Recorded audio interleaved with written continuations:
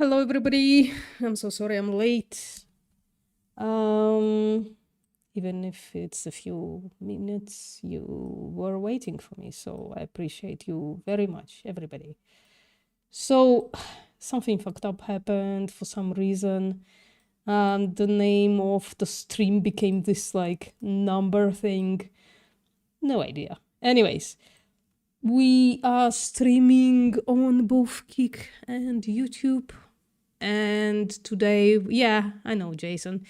Today we're going to continue talking about the pet versus food paradigm, but from a different angle. I hope that's clear from the name now. Anyways, hello Marissa, hello Jason, hello Salad Fogel, Marcus, hi, hello Jeremy. Who else is here? Tone is here, Soy Daddy, what's up? Bianca Brett Barnes is here, and Fly Sensei. Okay, so here is a thing that we need to discuss as the world is becoming more vegan, hopefully, right? More people moving towards the understanding that exploiting and slaughtering animals for human consumption is wrong. But here is the thing. What about pet animals?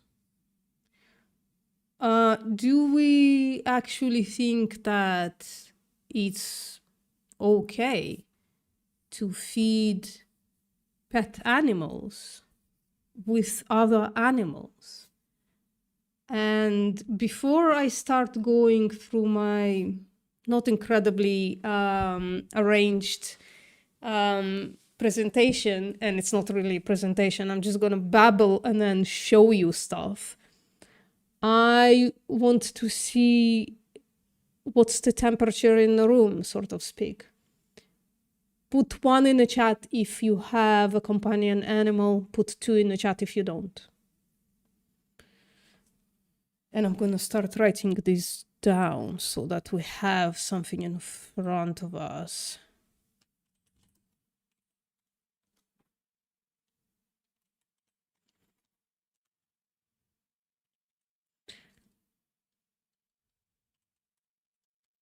And 2 I said equals no equals. Let me put this in front of you so that you can see. Right, what are we doing? And I'm gonna use pet and companion animal interchangeably just because that's what happens, right? So far 3 people have participated, 4 people, and they say no, they do not have companion animals. 5. And we have 1 licensee with companion animals. Hello, Deotian. Don't worry, I was late as well, so it's fine. Okay. Now, in principle, there is principle and there is practice, but in principle, put 1 in the chat if you think pet animals, and I'm talking about specific pet animals, cats and dogs here, right, can be on a plant-based diet. And I'm going to differentiate a plant-based diet from being vegan for obvious reasons. So put 1 in the chat if you think cats and dogs can be plant-based. Put 2 in the chat if you think they cannot.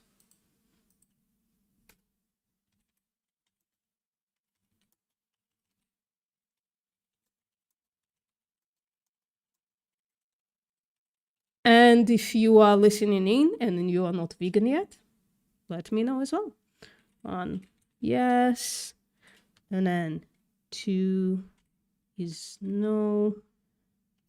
And let's see if what we have. Don't worry, no judgment here, okay? I understand that people think what they think for several reasons. So let me know, whatever you think, right? I'm not gonna judge you. So far we have 6 yeses and 0 no's. That's interesting. We're here from the internet, we're here to help. It's funny. Hello, Hammond. How are you doing? Okay, so I'm preaching to the choir here, but we'll see what happens. So let me go back to this. Why am I here? I'm here to talk. Brett says, one, although some cats won't make the change. Yeah. That's why I separated between principle and practice, right? Because practice,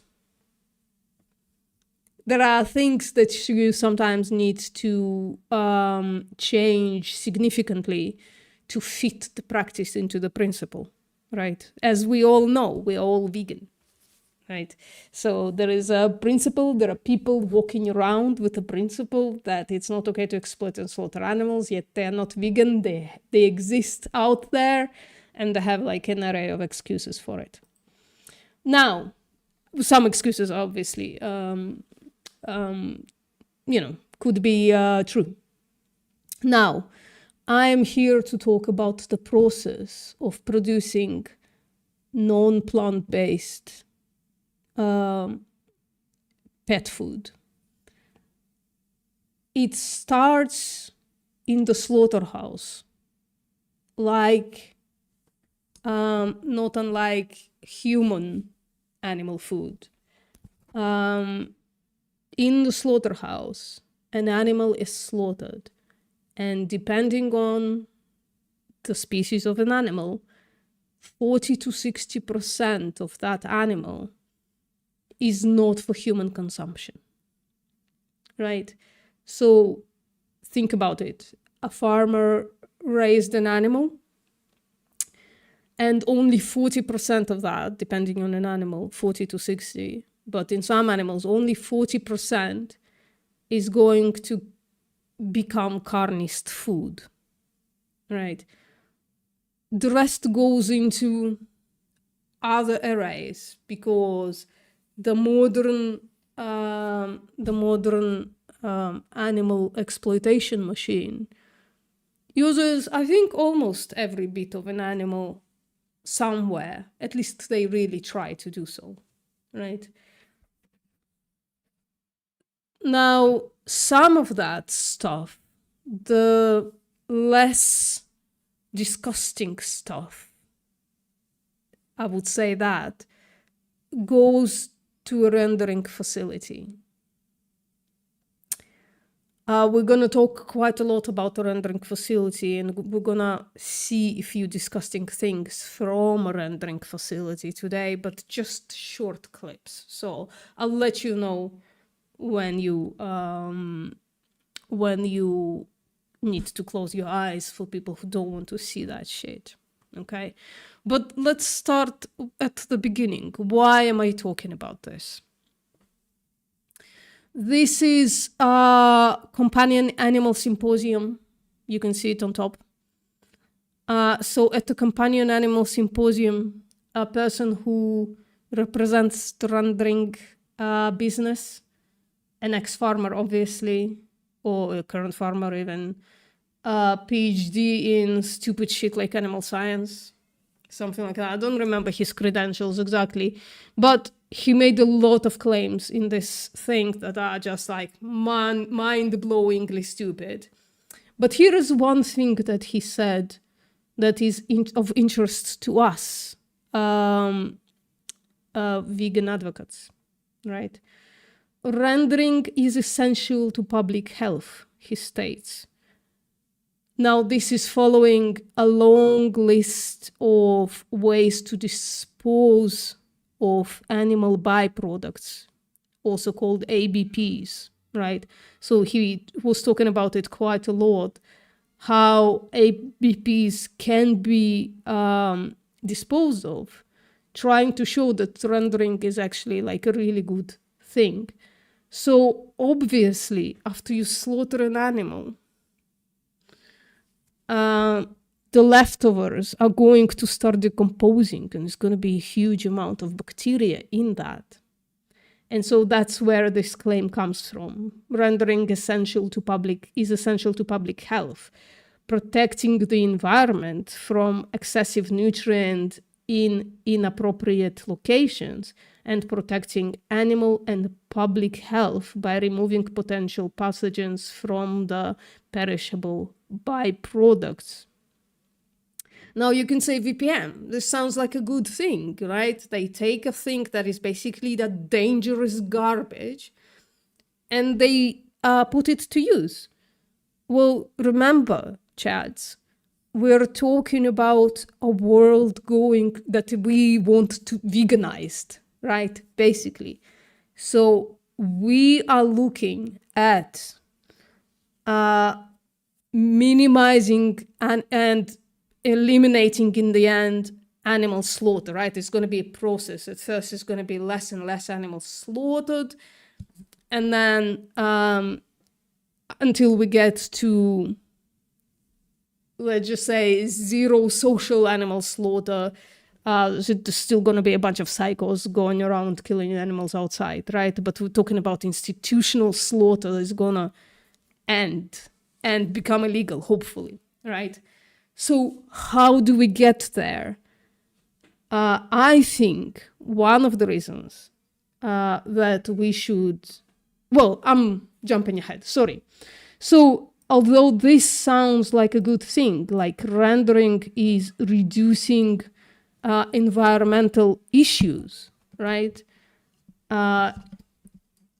It's actually also is against our goals. It's one of those things where the environment and veganism are just like opposing each other to a certain degree, right? Temporarily.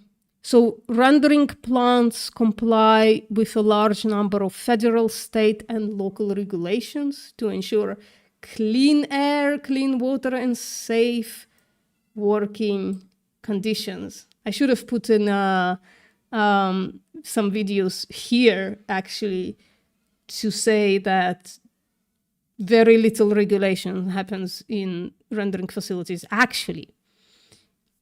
In addition to food safety requirements. And I have inside knowledge that that is actually also a large statement. Let's just say it like that. There is, of course, some regulation, but obviously, as with all food products, the regulation is lacking, frankly. The availability of rendered products for animal feeds in the future depends on regulation and the market. So when he says animal feed, he's not only talking about companion animals here. He's talking about farmed animals as well. To this day, a lot of rendering stuff goes to a farmed animal feed. Now, some animals have been excluded from that, like cows in the UK, for instance, right, because of BSE. But pigs, chickens, they get this stuff. I think fish as well. And this person is trying to make a point. What's the point? VPM, get there. If regulatory agencies put restrictions on animal byproducts for use in animal feed, structural shifts in the rendering infrastructures will likely occur, resulting in fewer rendering facilities. So he's drawing basically a picture showing us what happens if regulations are increased, right? Or what happens if certain animal byproducts are decided to not be appropriate for animal feed. And that includes dogs and cats, I think, in this case. So he's saying it's likely occur resulting in fewer rendering facilities. That's true. Reduced or eliminated rendering services, obviously flowing from the first thing. and diminished supplies of ingredients and choices for the creation of animal feed. Also true. So if rendering facilities were actually under any regulation, the type of regulation that we actually want, right? I'm with Chris Bryant on this, right? We want this regulation. It just fucking can't happen. That's where Chris and I disagree.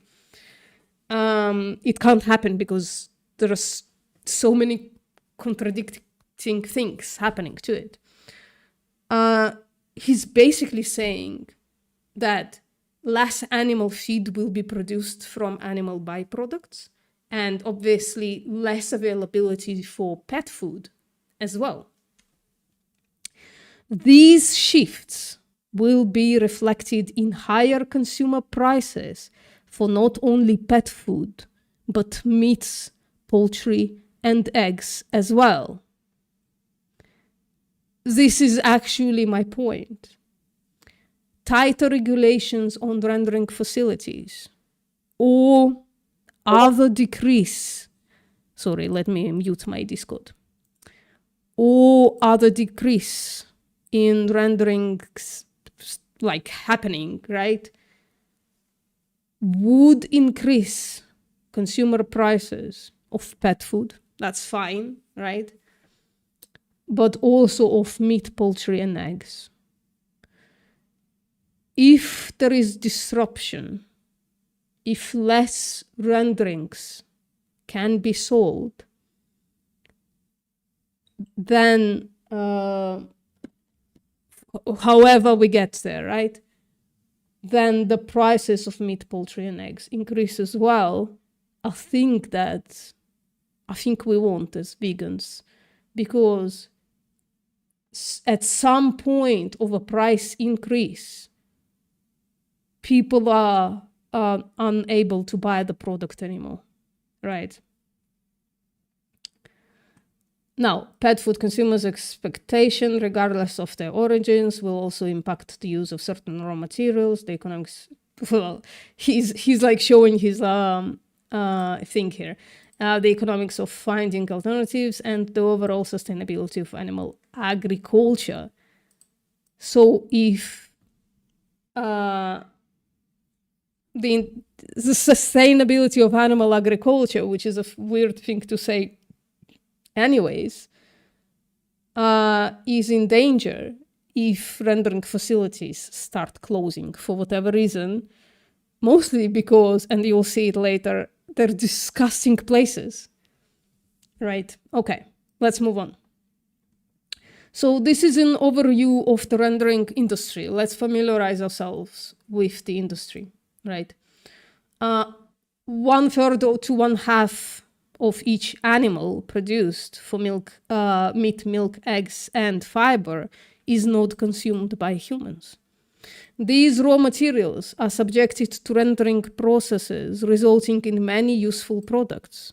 And pet food is only one of them, animal feed is another, a big one. And of course, there are other things like leather, rennet, what else? Cosmetics, all the stuff that we as vegans oppose, right? Basically. Meat and bone meal, I guess leather is not part of, well, we're talking not about the rendered stuff, we're talking about the animal byproducts altogether. So meat and bone meal, meat meal, poultry meal, hydrolyzed feather meal, blood meal, fish meal, and animal fats are the primary products resulting from the rendering process. The most important and valuable use for these animal byproducts is as feed ingredients for livestock, poultry, aquaculture, and companion animals, right? So all the things that I mentioned earlier. There are volumes of scientific references validating the nutritional qualities of these products, and there are no scientific reasons for altering the practice of feeding rendered products to animals. Government agencies regulate the processing of food and feed, and the rendering industry is scrutinized often, not enough, in my opinion. In addition, industry programs include the use of good manufacturing practices, hazard analysis, and critical control points. So this is like the biggest problem that I have with regulation. So regulation only comes when something shitty happens. So when there is a big outbreak, then they're going in and looking for a problem, a culprit. But until then, all they're doing is writing guides and expecting those industries to adhere to those guides. So codes of practice and third-party certification. The Food and Drug Administration regulates animal feed and prohibits certain ruminant protein from being used in ruminant diets to prevent the spread of bovine spongiform encephalopathy. Did you notice what happened here? So it regulates animal feed and prohibits certain ruminant proteins from being used in ruminant diets. So cows are still eating cows, just not certain parts of cows, right? Though often frustrated by the attention it receives, the rendering industry clearly understands its role in the safe and nutritious production of animal feed ingredients and has done it very effectively for over 100 years. Maybe. The availability of rendered products for animal feed is the future depends on regulation and the market. So all of those facilities, all the people responsible for those facilities are against tightened regulation. Farmers are against tightened regulation. So if somebody is gonna do something, right? I think looking into tightening regulation is actually could be incredibly valuable in increasing the prices of animal products, for instance, right? So if somebody has an idea, let me know. I'm always looking for something cool to do, right? Renderers are innovative and competitive and will adapt to changes in both. Regulatory agencies will determine whether certain raw materials can be used for animal feed. The National Renderer Association supports, by the way, the NRA director is the person who wrote this shit. Back in 2015, though, so probably he's not already. He's not anymore. Supports the use of science and the basics for regulation, while aesthetic product specifications and quality differences should be left to the marketplace. This sounds boring.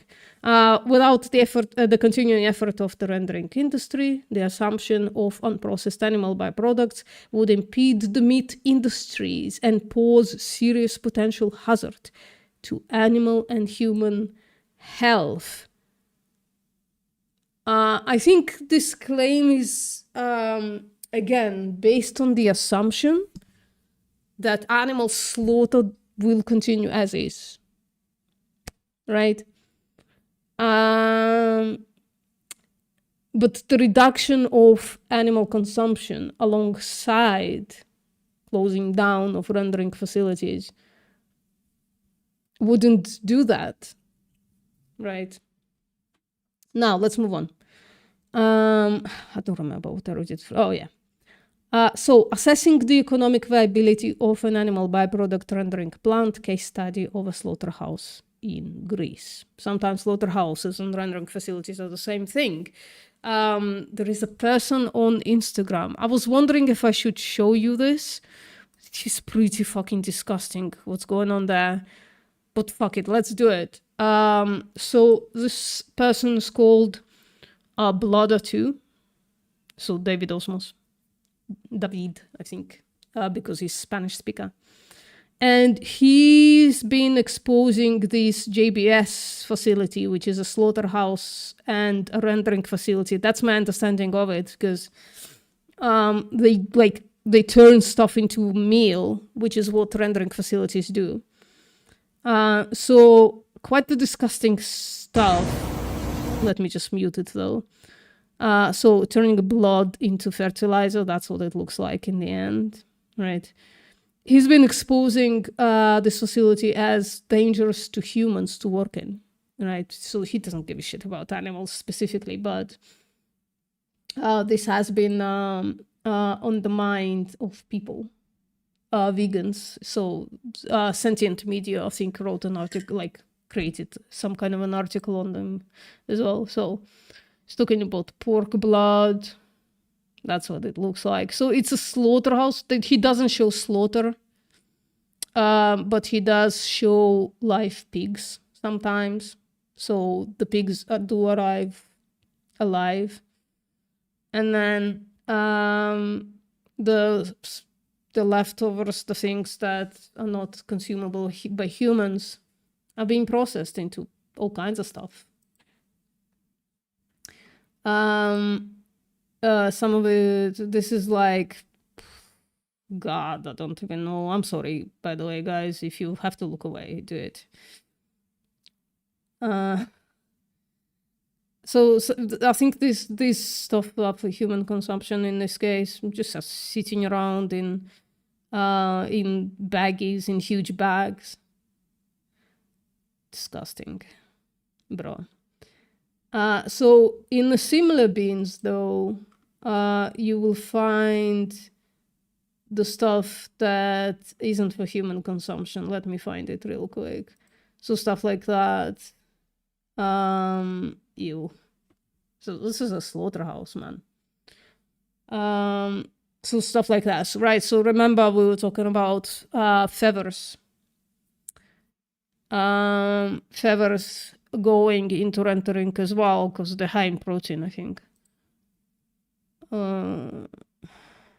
It's disgusting stuff. It's just like cardboard beans with a bag in them. And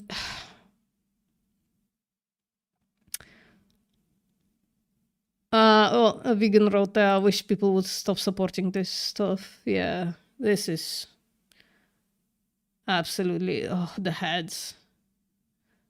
Absolutely gross. Yeah, if hell was real, for real, this is it. This would be it. So this is like a slaughterhouse and rendering facility at the same place. And this is JBS. JBS is one of the biggest animal producers in the US. One of 4, by the way, video coming out for that. Right, but the thing that I wanted to read is this. Livestock production has a significant impact on the total greenhouse gas emissions from human activities. These emissions originate from all stages of the process, including production of animal feed, housing, facilities, transport, refrigeration, processing, etc. And they estimated to make up 14.5% of the total human-induced emissions.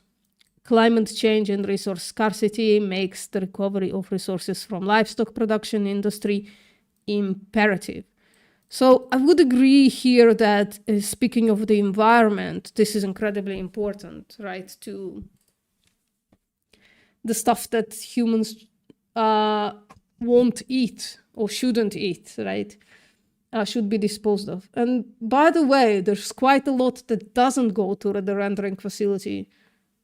The fuck knows what they turn it into. So the blood, they turn it into like fertilizer.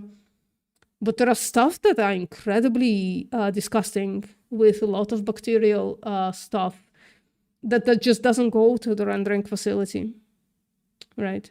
I don't remember what else I wanted to read from this for you. And that's bladder. Look at that. So Just fucking dead animal lying right there. Disgusting.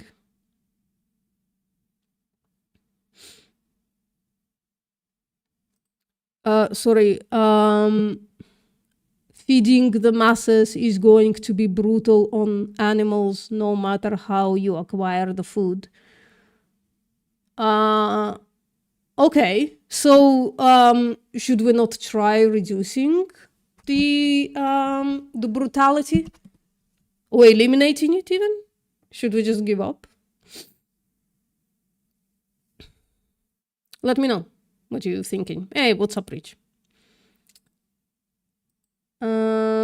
So absolutely disgusting stuff going on in this rendering facility. Okay, I'm gonna stop.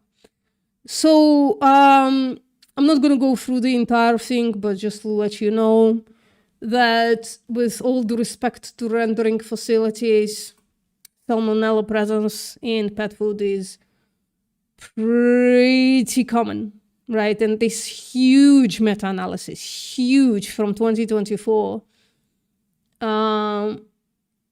looked at all the amount of salmonella in each type of food, just to see how big it is. It's like looked at the past 20 years.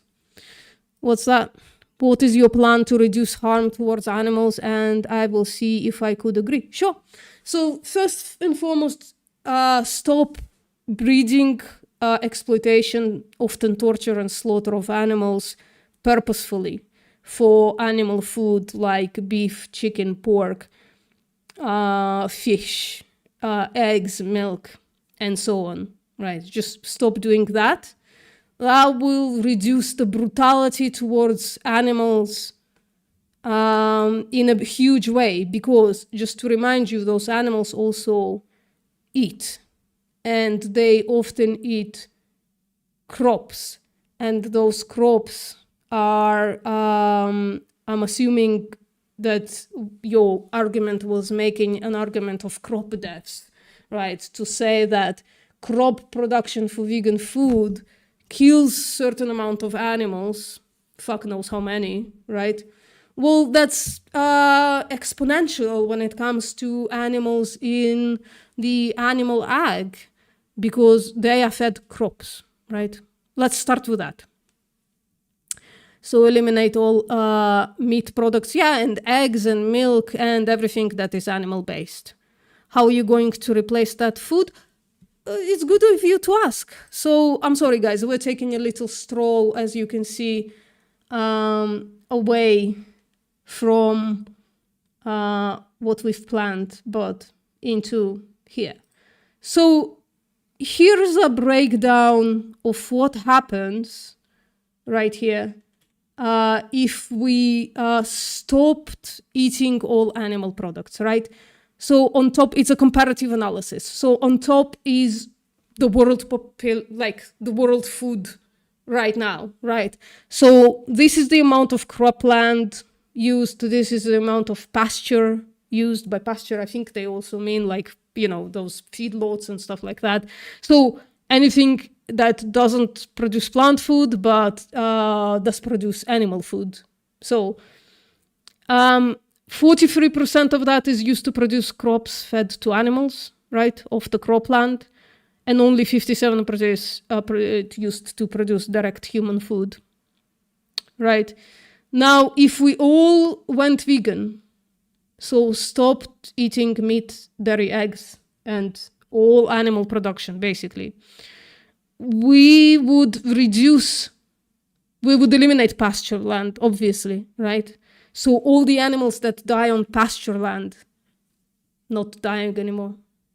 And I'm talking about, like, you know, bugs, rodents, things like that, that exist in crop production, but also exist in pasture production. But we also reduce the cropland, if you count this up together, by 200 million hectares. And we're going to feed the entire world population on just 1 billion hectares. So we don't even need to increase the amount of food that we're producing.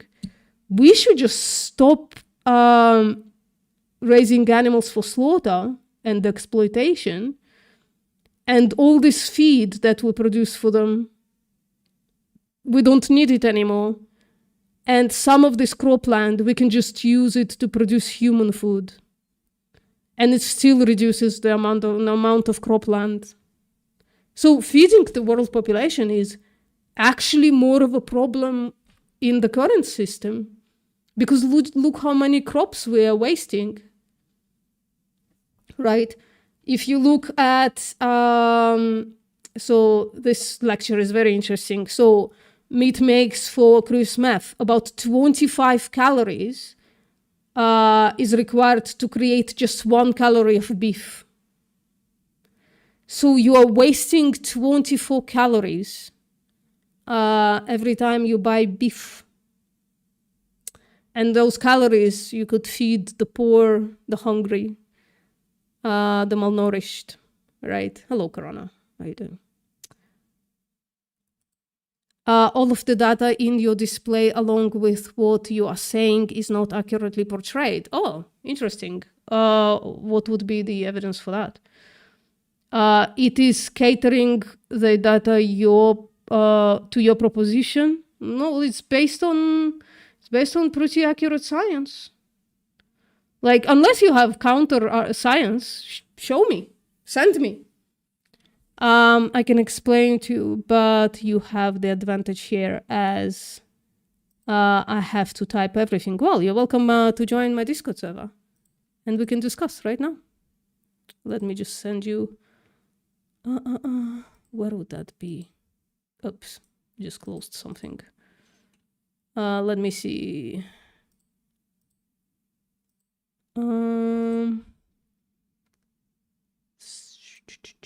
There you go. You're welcome to join, and we can discuss. You can show me evidence against my claim. Yeah, animal products is only 18% of the calories. That's true. And yet it uses so much more land, so much more resources. Absolutely. 5 minutes. Okay. So let's continue for now. So I was looking at it here. We were talking about salmonella prevalence in pet food, right? There's quite, it's breaking down into, it's breaking the food down into smaller pieces. So for like, and each food has its own like prevalence of salmonella, right?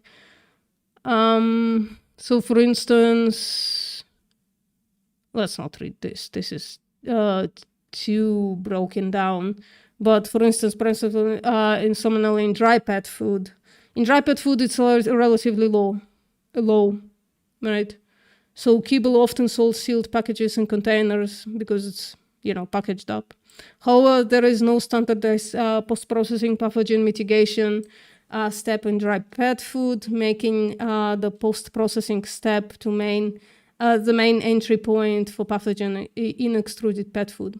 It also stated here somewhere in this review, I don't remember where, that the main culprit in salmonella entering the pet food is animal byproducts. That's why what I wanted to show you, but now I'm fucking all broken down, waiting for this debate. We'll do the debate, but let me just move on from this. What am I doing here? So a multi-model, no, we can skip this one. Okay. So solution by dilution, yeah, for sure. So this is our rendering facility. Again, it's gonna be pretty gruesome stuff. So I've muted it. So this, I forgot to say that animals that just die on farms, they are also often sent to to rendering facilities to be processed if they are found not to be contaminated.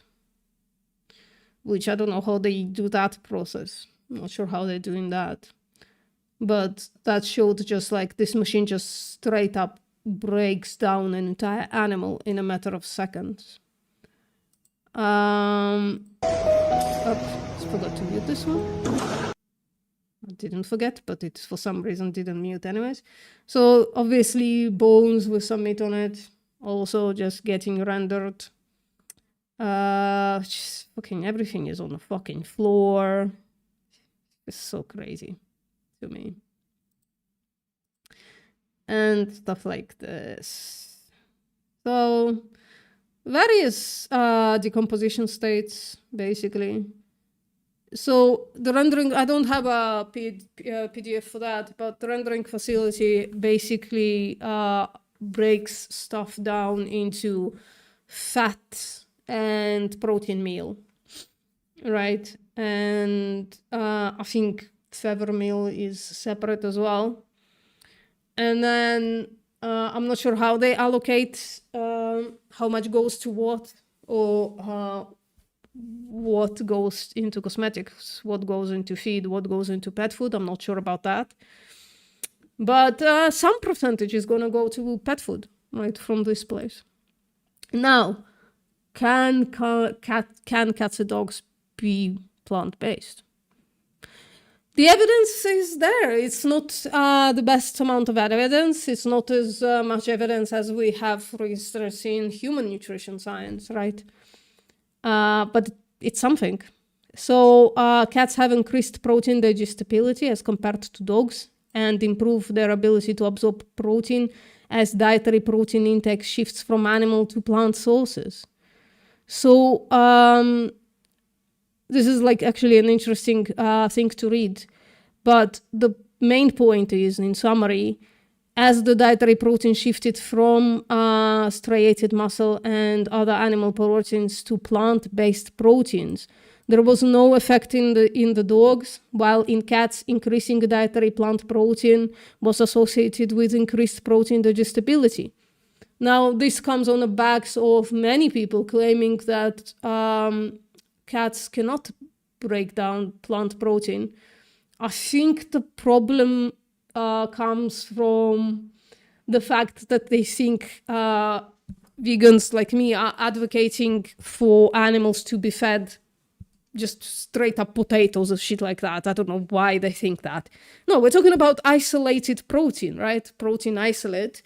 The thing that impedes digestion of protein in these animals is fiber. So fiber should be very low in plant foods, and it indeed is. I think Tone put in a link to a list of plant foods that exist.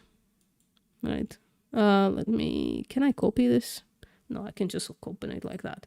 So, right, if you look at all of those plant foods, none of them are going to be high in fiber. They shouldn't be. Acceptable. But this could be useful to people with pets. Yeah, I appreciate it. I found it. Right, so many countries are on the lists. Lots in the UK, lots in the US and Canada. A little less in other places, right? So in India, you have only 3 types of foods. Sweden, Spain, Netherlands, right? This should be widespread, much more widespread. But anyway, those foods, especially the cat foods, are going to be incredibly low in fiber, as they should be, right? And therefore, that's not going to impede the absorption of plant protein. In fact, cats, apparently, in this study, absorb it way better than the animal protein. 50% protein from plants in dry cat food. So it's in the food matrix. And still they absorb 5.5% increase at 50% protein from pet food. Protein digestibility of food in dogs and cats is similar, if not enhanced, when the plant protein sources are concentrated from soybeans. So soybeans are not absorbed better by animals. It's the same. Now, domestic, let me move it so that you can see. It's unfortunately how it is. This journal is really weird, the way it prints like right on the edge. So domestic dogs maintain clinical, nutritional, and hematological health outcomes when fed a commercial plant-based diet for a year, right? So this is like an actual feeding trial. So dogs were previously fed animal foods. Let me check if they entered. Have they? Not that I can see yet. Wait, what's going on here? I'd like to debate you on this. Crop devs. Somebody would like me to debate me on this. Let me check if that's the from my are you from my chat? Oh, there you go. So one sec, guys. All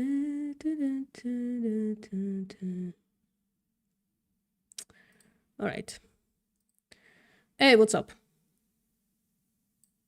How's it going? Yeah, not too bad. You? Not too bad. I'm a little hungover. I had a little bit of a late night last night, so bear with me. My brain's a little bit of everywhere and nowhere at the same time. So.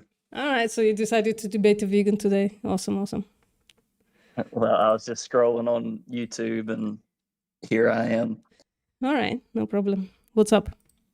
So you wanted to talk to me about our world in data, right? Yes. Yeah. And I should preface that I'm a United States farmer from North Carolina. I do kind of everything. I've done everything, from commercial to small scale.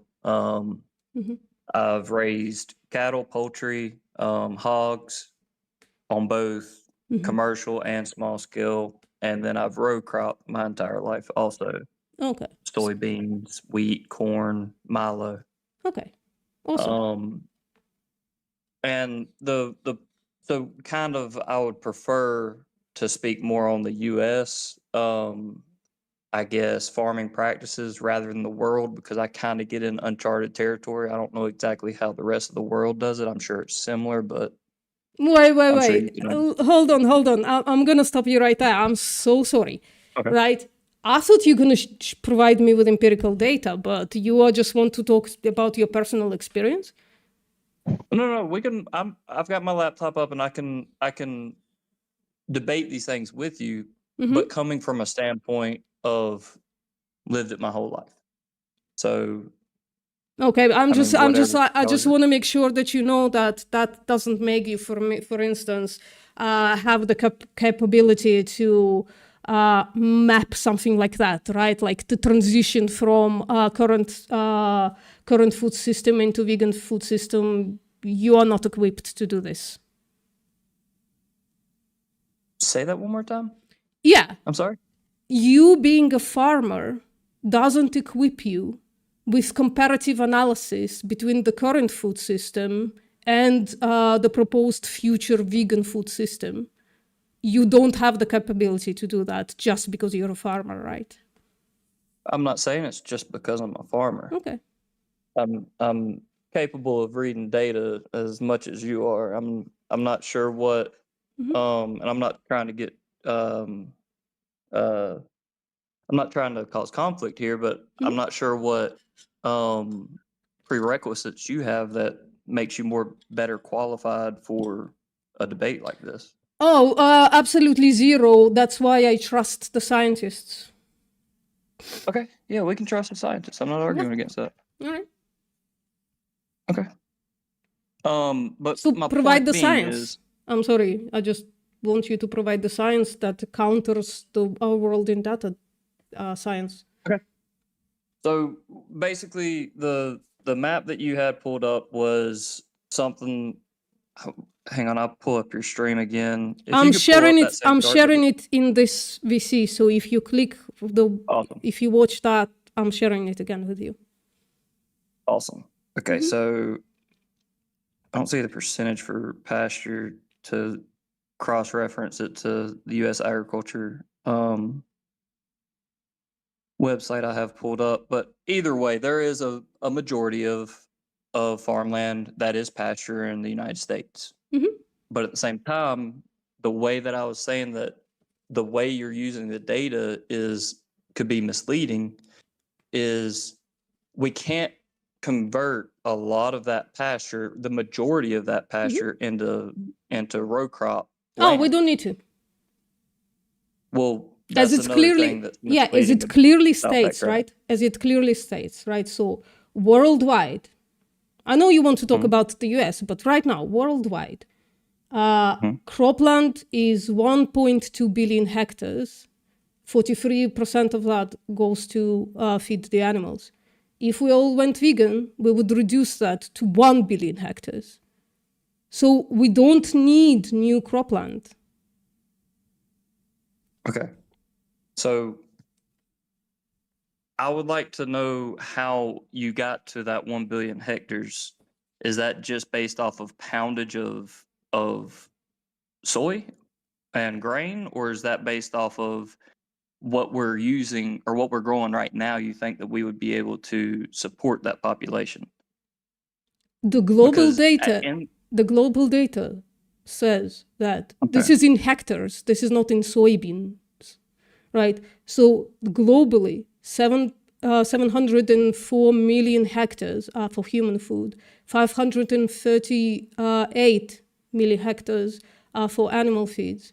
And if we stopped breeding animals into existence and therefore needing to produce feed for them, we would reduce that land by 200 million hectares. Okay. So my point being here is it says that we already use 704 million hectares for human consumption, correct? Yep. Okay. You're saying basically a 30% increase would feed the world on an increase of hectares used for human food would supply the world on a plant-based diet. Yep. Okay. The issue with that is, for example, soy. Only 20% of the soy crop are you really going to be able to feed to people. Well, So right now, you're because actually going to yeah, because right now we grow the soy that goes to feed the animal population is not the same soybean for the human population, right? That's what okay. that's your point? We can no. Okay, We so can what's look your this up and I can prove it, but I'm going to speak off my mind as right now. There is no difference in any two soybeans. We grow a that's what I soybean heard. as the highest quality.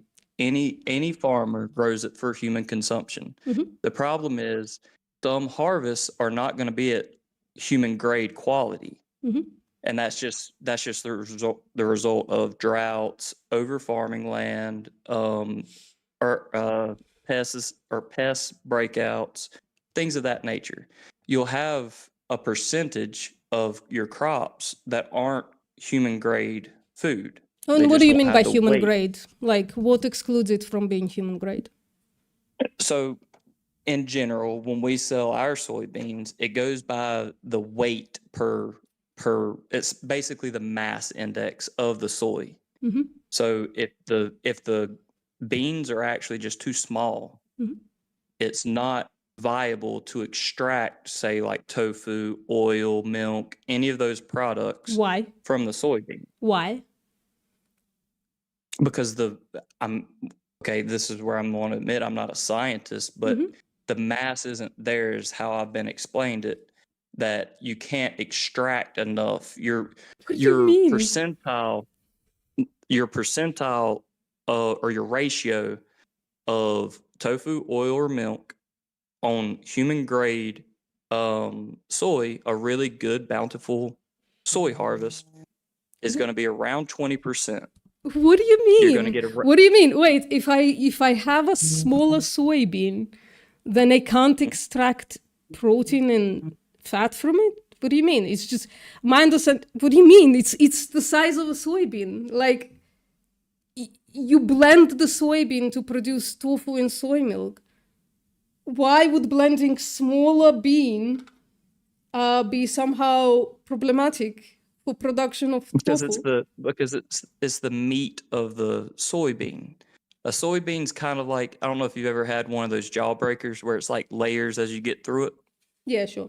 The outside layer is the shell of the soybean. Mm-hmm. When a soybean is developing, it's kind of like an egg where the center is more of the nutrients and the outside is going to be the leaf and the root system. Sure. So you could extract less protein and oil from it. Is that what you mean? Scarlet. It's not that like you Scarlet. can't extract any protein and oil, because then we wouldn't feed it to animals, would we? Well, okay, but we'll go down another trail if you want to. We No, don't have let's the same stay on this digestive trail. system. You made the claim Yeah, that you okay, well, can't you just produce made- you tofu just made from the another trail. soybean. Yeah, but you just made another trail. Humans don't have the same digestive systems as any of the livestock that we eat. They don't need to. So- Well, hold on. That doesn't matter. Yes, it does. Sorry, one sec. Is this the agreed upon prop from your interlocutor proposition? Our world in data uses unsound scientific methods? Maybe, I think so, but I don't know. We're just having a discussion. So it doesn't matter what our digestive system is. So when you blend the soybean and then you isolate the fiber out of it, what is left is water, protein, and fat. Yes? If you have a smaller soybean that has lower protein and fat content because the shell is bigger or whatever, you just produce less tofu from more soybean. Per ton, yes. Okay, then you can produce tofu from smaller soybeans. Okay, It's my- just my like point less is- commercially viable or something like that. And then we can produce like TVP from it or something. I mean, you can. Yeah, exactly. I'm not arguing. So we that you can. can't. There you go. So we can. So we agree that Listen, you can put this soybean into the human food system. So what's the problem? Listen, say you have a ton of soybeans. Mm-hmm. One is human grade quality. It's a good, bountiful I harvest. thought all of them soy. were human grade quality. No, there's a percentage. It's around 20% that is not human grade quality that you couldn't even make into human grade quality. This is what I'm Wait, trying to we tell just you. dispelled that. You can make it into human grade quality. No. It's just gonna be Okay, listen, less just tofu hear me out. produced from more soybean, or it can go into TVP. Hear me out. If you have a ton of what we call human grade soy and a ton of basically trash soy that we will end up feeding to livestock as a filler, if you have a ton of each and you put it through the process of making tofu, and I'm sure you know the process of making Yep. tofu, you grind it up, you seep it in water, the fat and the proteins basically dilute into the water, you remove the shell, the meal, out of the slurry, and then you heat it and you separate the tofu from the milk, and you've got tofu milk and meal. Well, not exactly. you- Tofu milk is produced into tofu. What you have left is soy whey. Soy milk is produced the same way as tofu is produced. Basically, it's just what like more diluted tofu. It's not what is left from tofu. What is left is soy whey. Because tofu Well- is produced similarly to cheese. Yeah, I Yeah. mean, without molding, essentially. With a It's just coagulant, yeah, coagulating. still molding Yeah. with a coagulant. So it's exactly the same as soy. So as Yeah, sorry, as well- cheese. We're on the same track. I think we both understand how we make soy. We're just wording it maybe a little differently.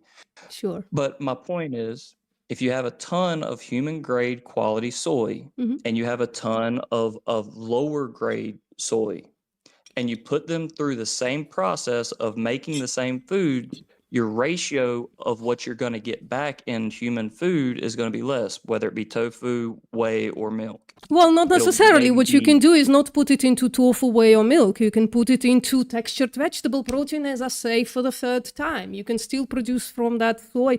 I think indeed that's how TVP is produced, from smaller beans. Yeah, but what I'm saying is the reason for that, tofu is basically just concentrated protein and fat from soy. Yeah, sure. You're robbing the tofu or the fat and protein out of the soy. That is a good show of what protein and fat was in that soy in the first place. Mhm. So if you take a lower grade soy and do the same process, you're only going to get back maybe Oh my god, it's like talking to a fucking automaton. I told you, let's just produce something else from that soy. What's the problem? Jesus Christ, have you heard me talking about TVP just now? And then you say, oh, I understand, but the problem is you can't make tofu out of it. No, let's make TVP. No, but you don't understand. We can't make tofu out of it. We can, but it's going to be a little more wasteful, so let's not do that. Let's put it into TVP. No, but you understand that tofu can't be produced. This is our conversation for the past 10 minutes. Can we move on from this? Listen to me.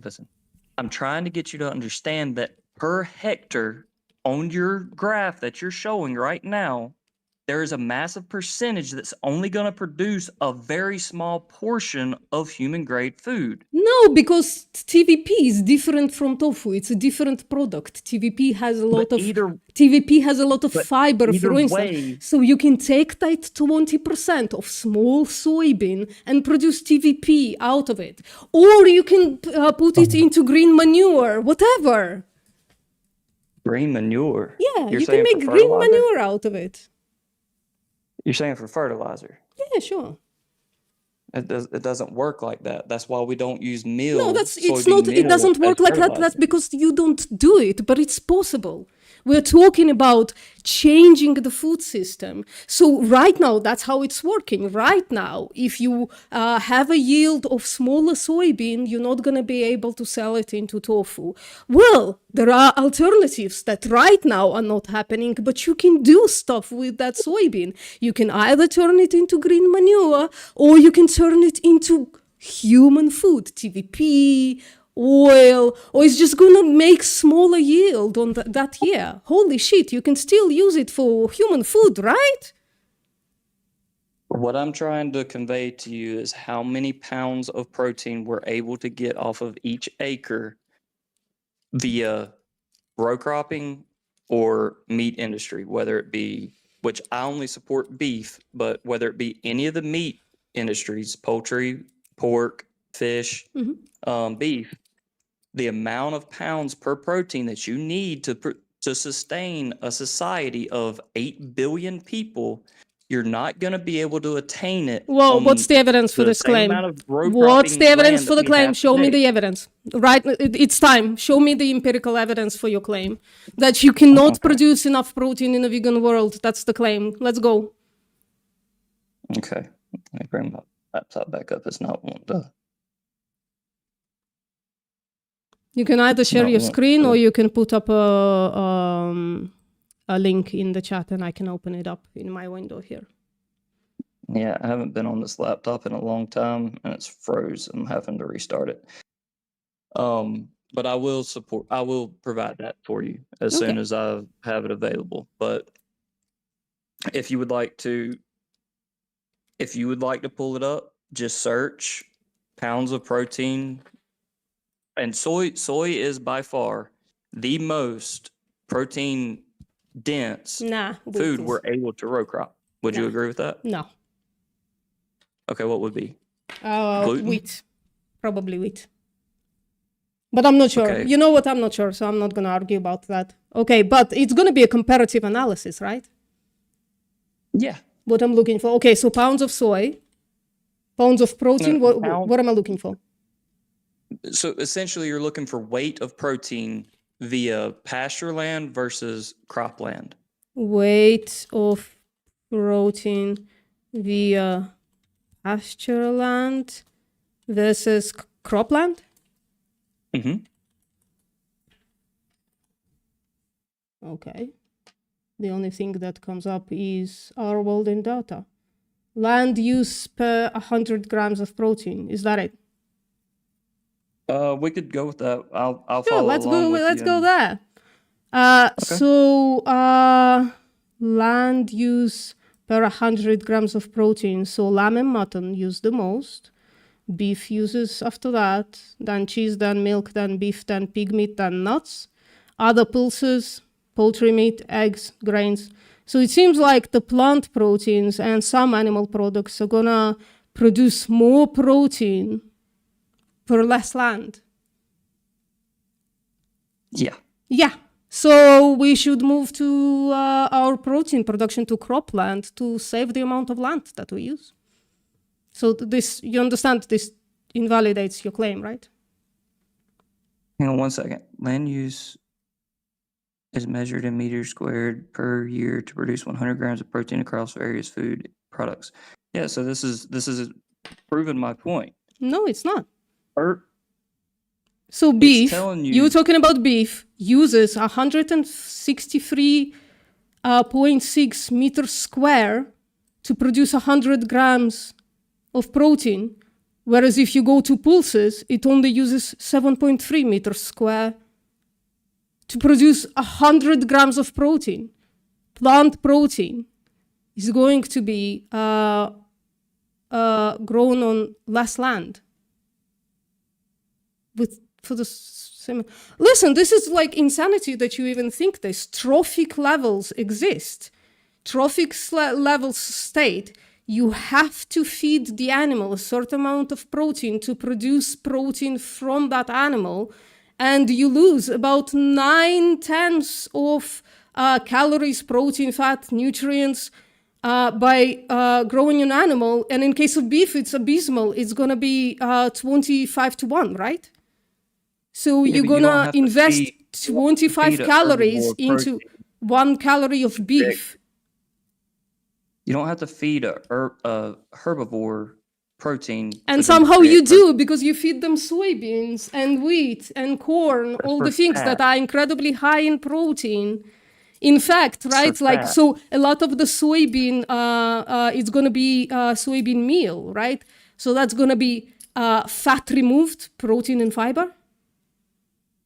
Yes. Yeah, Because so you feed 40 a lot of protein to those herbivores, and then you kill the herbivores, and you waste all this land where you could produce 100 grams of protein on a much smaller amount of land, right there.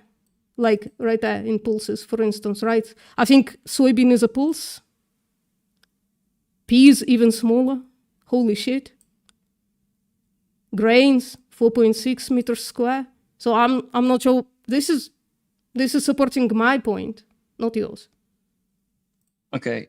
My point is you just said that we have to feed the soybean meal to cows to get them to produce meat. Well, That was that's what you what's just happening, said, correct? right? Yeah. Okay. What would you do with that meal otherwise? Yeah, TVP. TVP, protein isolate. Okay. When you create tofu, you remove around 60% of the protein and the fat out of the soy, and you gain only 20% of that original soybean's weight in food. Sure, So it's that's gonna why be tofu and milk. it's gonna be Far more though. of that. Sorry, go on, Kiran. Sorry. No, I was gonna say far more of that is lost in the animal creating heat and everything. It's the entire trophic level thing that postmortem was talking about. Yeah, You're let me talking find it. about efficiency things when it's way more inefficient to feed the amount of soy to the cow to only get how much actual meat off of them. That's the entire thing. It's just math. Yeah, trophic level, right? So producers, those are plants. For every 10,000 calories, the primary consumer loses 9,000 calories. And then you, as a meat eater, are a secondary consumer. You only get 100 calories out of the 10,000 calories. Well, you produce 100 calories if somebody eats you, right? But the trophic levels, right, are basic. If you become the primary consumer instead of the secondary consumer, You save 90% of calories. Yeah, but the problem isn't the calories, it's the protein. No, And with it's the same protein, with protein, man. You'll Okay, get more can I- protein by eating the soybeans directly. You don't understand this. This I is do just understand. math. If I can speak on your math, I will show you. Uh-huh. Okay, say you have 100 pounds of soybeans.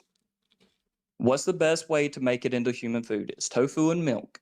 It's the best way to condense that Well, protein not necessarily. and that fat. TVP, I'll repeat as a meat myself again, something that you're ignoring. TVP is the best type of protein in the world because it also includes fiber. And fiber is something that we all should eat more of, including vegans, by the way. Yeah, but as a vegan, you're eating fiber and everything else. You're just using tofu as a meat supplement. Well, not necessarily. It's quite a lot of vegan junk food out there. Quite a lot. Okay.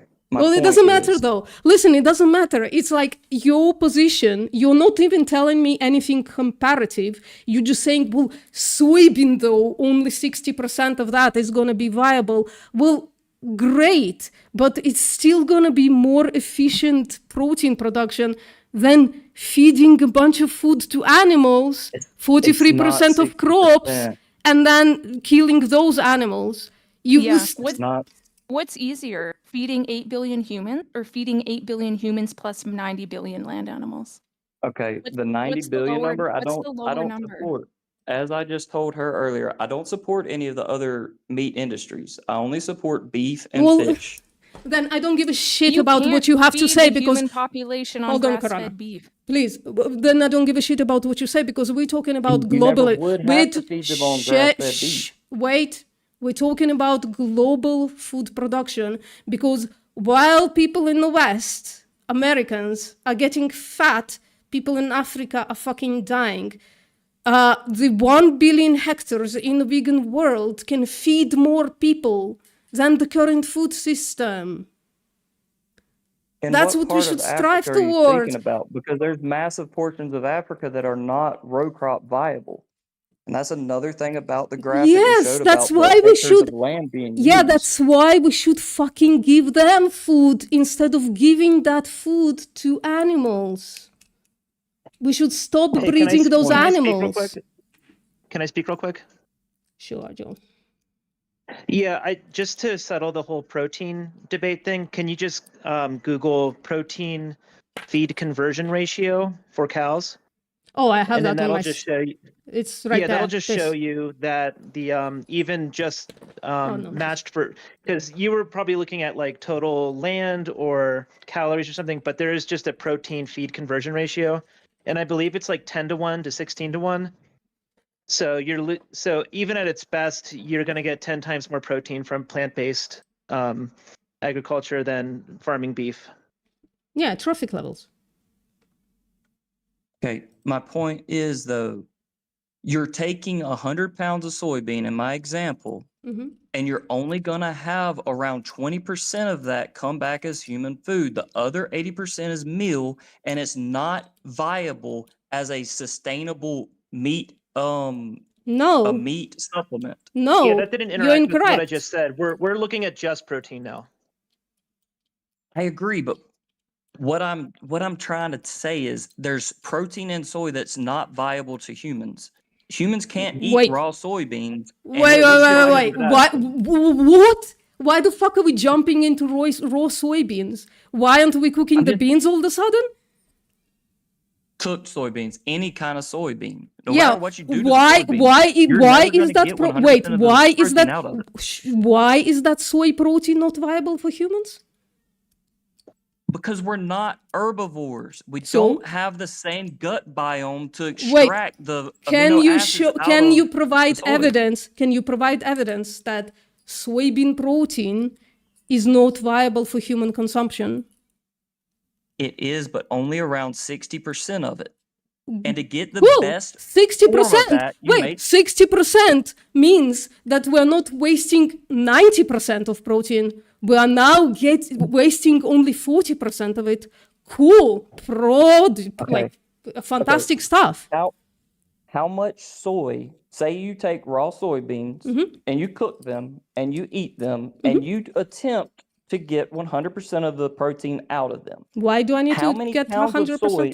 out of it? Hang on. How many pounds of soy are you gonna have to eat to compare to 1 pound of red meat? Wait, are you? It's around 10 Hold pounds. on. Are you talking? Wait. Can you provide evidence for that? Actually, can you start providing evidence for the shit that you're saying? Okay. Show Yeah, me. because There's tofu going to be has- what? 100 Let's pounds? just What write did it- you say? Can you repeat first of all what Let's you just said? write it down. He said to get the same amount of protein from 1 pound of red meat, you need 10 pounds of soybeans.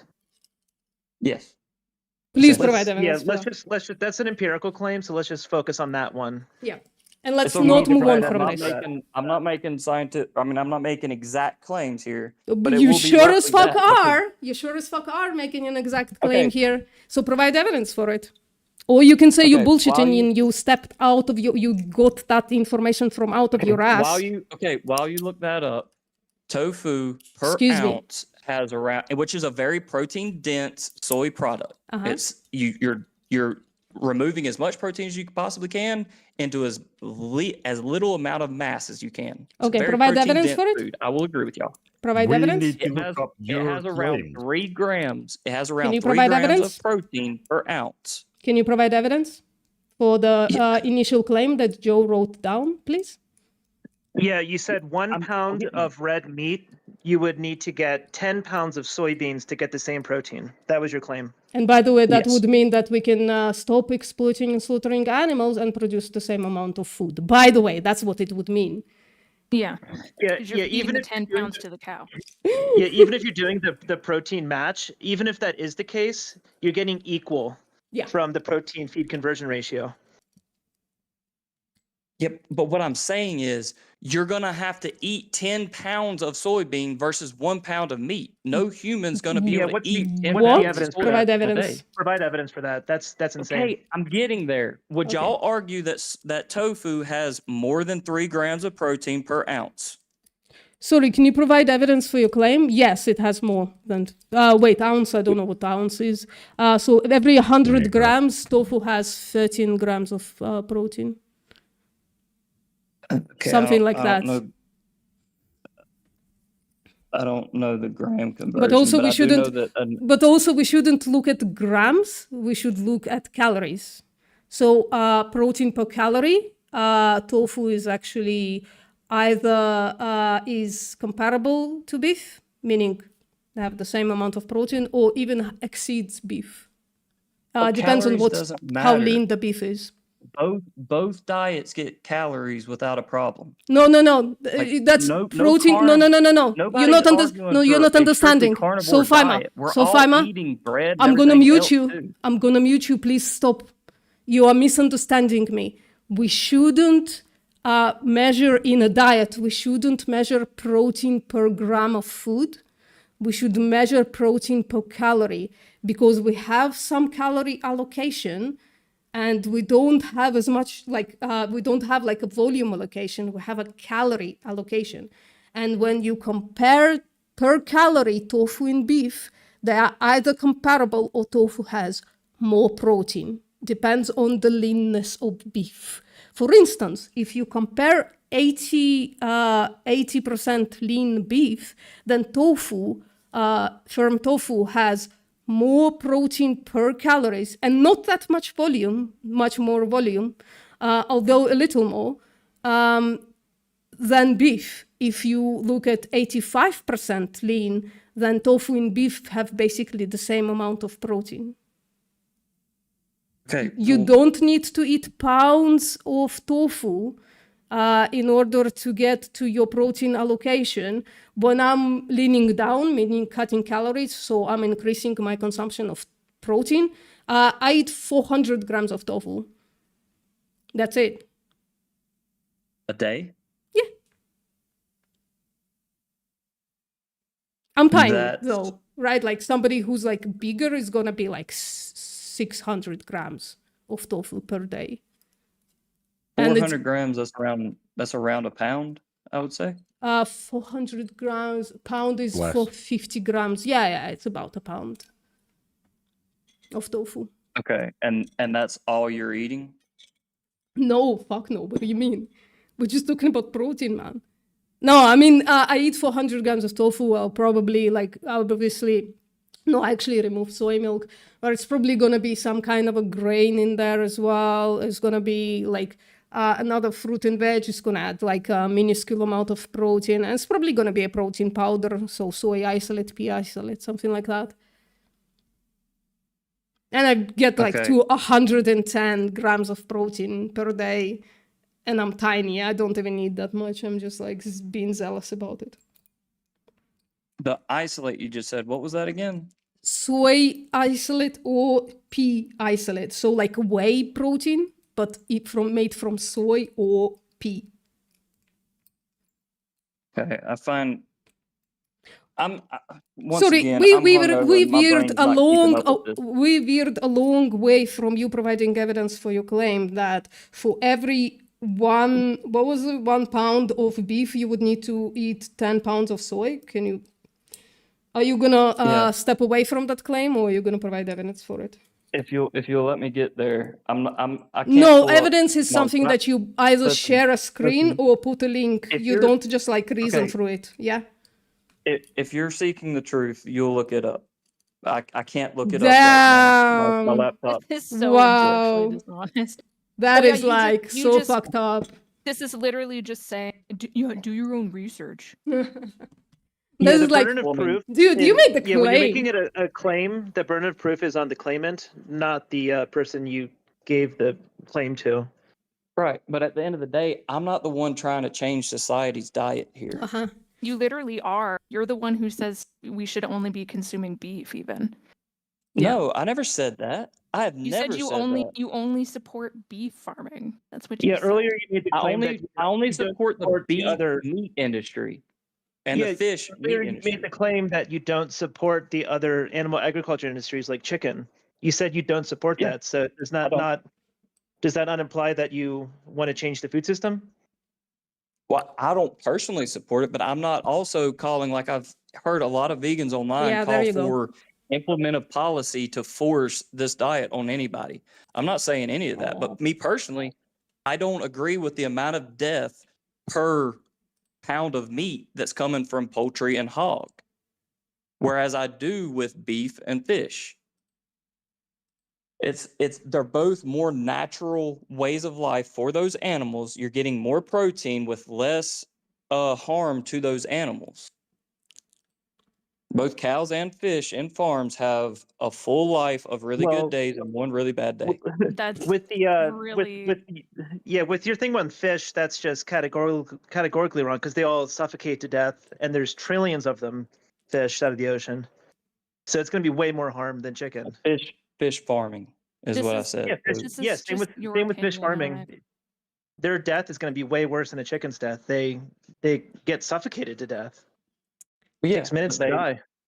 but they live their entire life well, and then one really bad day. That's what I'm saying. In a disgusting fish farm where they're and hogs swimming around in are shit? grown in houses, cramped up, living completely unnatural lives, drinking That and sounds like eating. a fish farm. That sounds like a fish farm. Which fish Unnatural. live like that in schools and rivers naturally, is what I'm saying. Just swimming around in circles in their own shit. Well, I mean, every fish farm I've ever worked for is filtered, it's aerated. It's none of what you're saying. Now, yes, they die by suffocation. I mean, that's true. Mhm. But the ponds are filtered for quality So of the you at meat. least You can't. you would at least retract the claim that their suffering is better than chickens. Their suffering is better than the suffering that happens in the fields that I'm looking at right now outside my house. I row crop for a living.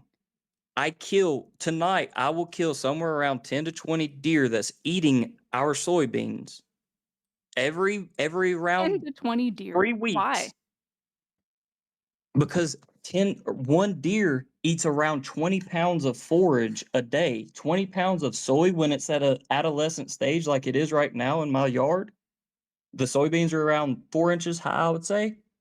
20 pounds of that. Is it more cost effective to remove 20 deer corpses every day than it is to just We put don't- deer fence up? Do you know how much it would cost to put up? We own. I do. I'm a roadway engineer. I install deer fence on highway projects. Okay, I'm just asking, have you done the cost analysis of removing 20 deer corpses a day versus putting deer fence in? We Which don't one's remove more? it, just lay in the field. I shoot them. It costs 50 Oh, cents. so 20 deer corpses a day in a year, that's like thousands of dead deer in your field? Is that true? Essentially, yeah. Well, just in bean season, so it's for about 5 weeks, 6 weeks while the beans are young, that they're really destroying them, and the state actually incentivizes us to kill deer while they're destroying our crops.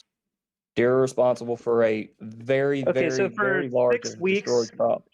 you said it's 20 per day for 6 weeks. That's 840 deer. You have 840 deer corpses in your soybean field? Yeah, I mean, not Literally, maybe not 800, but you have almost 1,000 deer corpses in your soy fields? 1,000 deer corpses just laying there rotting? Is this right? I kill around 200 deer a year in our soybean fields. We row crop around 2,500 acres. So yeah, every year around 200 deer die in our soybean fields. Not to mention all the mice, the ground nesting birds, the lizards, the snakes, the insects, Crop everything deaths, else though. that gets either ground into the dirt, sprayed with herbicides and pesticides, and burned to death. A chemical burn. Every shrew, every snake, every turtle, every frog, every bird, every rabbit. Sorry. And which honestly, possible world would have fewer of these animals dying? The one that VPM showed earlier with less cropland, or the one that you're currently doing with more cropland to feed animals? Yeah, but see, that's the thing. We wouldn't have to have more cropland to feed the animals. Let's just stick on that one question I just asked. Which possible world has fewer crop deaths? The one with making more feed for animals, or the one with less agricultural land to feed just humans with plants? Which possible world has less crop deaths? I dispute that claim that you're going to have that you would be able to feed you'll 8 have to billion dispute the people evidence that VPM put up earlier less with row cropland. Yeah, there's What's that? fewer cropland with the vegan world. That Yep. data was shown earlier. You'll have to just dispute that data then and show counter empirical evidence to what VPM showed. Yeah, Okay. you need to debunk the entire Our World in data set, which has been peer reviewed, by the way. They By say. actual VPM scientists. showed earlier the possible world of a vegan diet fed to the world, and it's less agricultural land, which would entail less crop deaths. Yep. Yeah, but I don't see how y'all come to that conclusion. Like, Maybe I don't read the I'll have to- methodology I'll have to of the research it. freaking studies. Yeah, just before read you the come study, here man. and try to talk about it and debate it. Yeah, I'm gonna put the you'll have study to in the just chat for refute the you. empirical data that was shown earlier, and it's sound empirical data and it's peer reviewed. So if you can show like different empirical data showing that more cropland would be needed for a vegan world, we're open to seeing it, but we have not seen that yet. I agree. I mean, I'm not arguing that I need that data for this argument, because y'all apparently are reliant, rightfully so, on the data and not Okay, so listening. you're wrong. Well, just- No, you're it's just you not- want going us I'm to not rely wrong. on your biased anecdotes? Why? What are you saying, anecdotes? Yeah, you have are your a data. farmer who you are a farmer, so whatever you say is an anecdote. This data is scientific, right?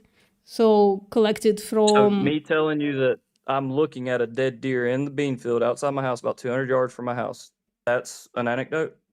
well, first of Yeah. all, yes, Literally. but second of all, it doesn't By give us anything. definition, yeah. It doesn't give us anything because it's not comparative data. You're not saying, well, right now, by the way, you grow soybeans for feed, don't you? So it's like this death is on the feed. So, Yeah, but we don't grow soybeans for feed. That's what you don't understand. well, how much of your No soybean is soybean is going? grown How specifically in mind for how feeding much a of your cow or a soybean? pig or a How chicken. much of your soybean goes to tofu? Per weight? Or Percentage. what soybean is allocated? How much What of your weight do you get percentage? from the soy? How much of your what you grow goes to tofu? How much of it goes to feed? So right now in the U.S., I believe it's around 35% of soy goes to oil manufacture, and that's used for everything from fuel to food oil. Mm-hmm. And then there's around 40% that goes directly to making tofu. Of that 40%, you're Whoa. only gonna get 20% as tofu and milk. The rest Wait. is meal. You making the claim that 40% of soybean in the US is going to tofu production? Yeah. Can you provide evidence for that? In the US now, had right? So other we're day talking not debating globally, shit. we're talking in the US. Well, most of our Oh, it's you're around just gonna 60% talk of again. our soy No, goes to provide China. evidence, man. Evidence means a link of a comparative analysis, right? Or like a breakdown, right? It seems like the claim on the table right now is 40% of soybeans are made into tofu. Is that what you said? In the US. Or was it different? In the US. It's allocated to tofu. In the production. US, yes. Provide evidence for that. Okay, please. so Not in the 40%. U.S. soybeans. Yes, Okay, US 40% soybeans. of U.S. soybeans are made into tofu. Let's just stick on that one claim. Yeah. Let's just not move on till that's addressed. 40% of U.S. soybeans are made into tofu.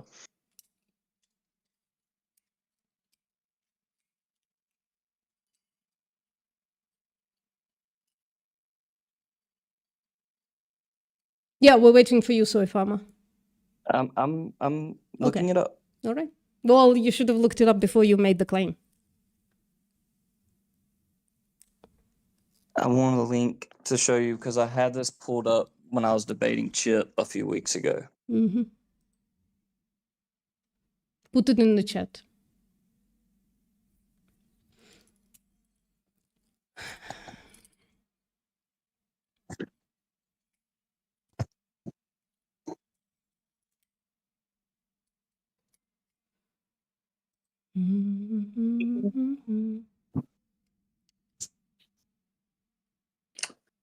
By the way, why he's doing that? Yeah. Oh, sorry, go ahead. yeah, while he's doing that, I was actually also gonna say, let me show you guys a chronometer breakdown, right? Just to make sure. So the most eaten ground beef is 80% lean, usually, especially in the US, right? They eat 80% lean beef. So I put it in, that's about 218 calories. And that has 21.7 grams of protein. Tofu is about 220 calories here, has 26.5 grams of protein. So tofu has more protein than the most eaten beef by 5 grams. Just like for everybody concerned, tofu is the vegan beef and it surpasses beef.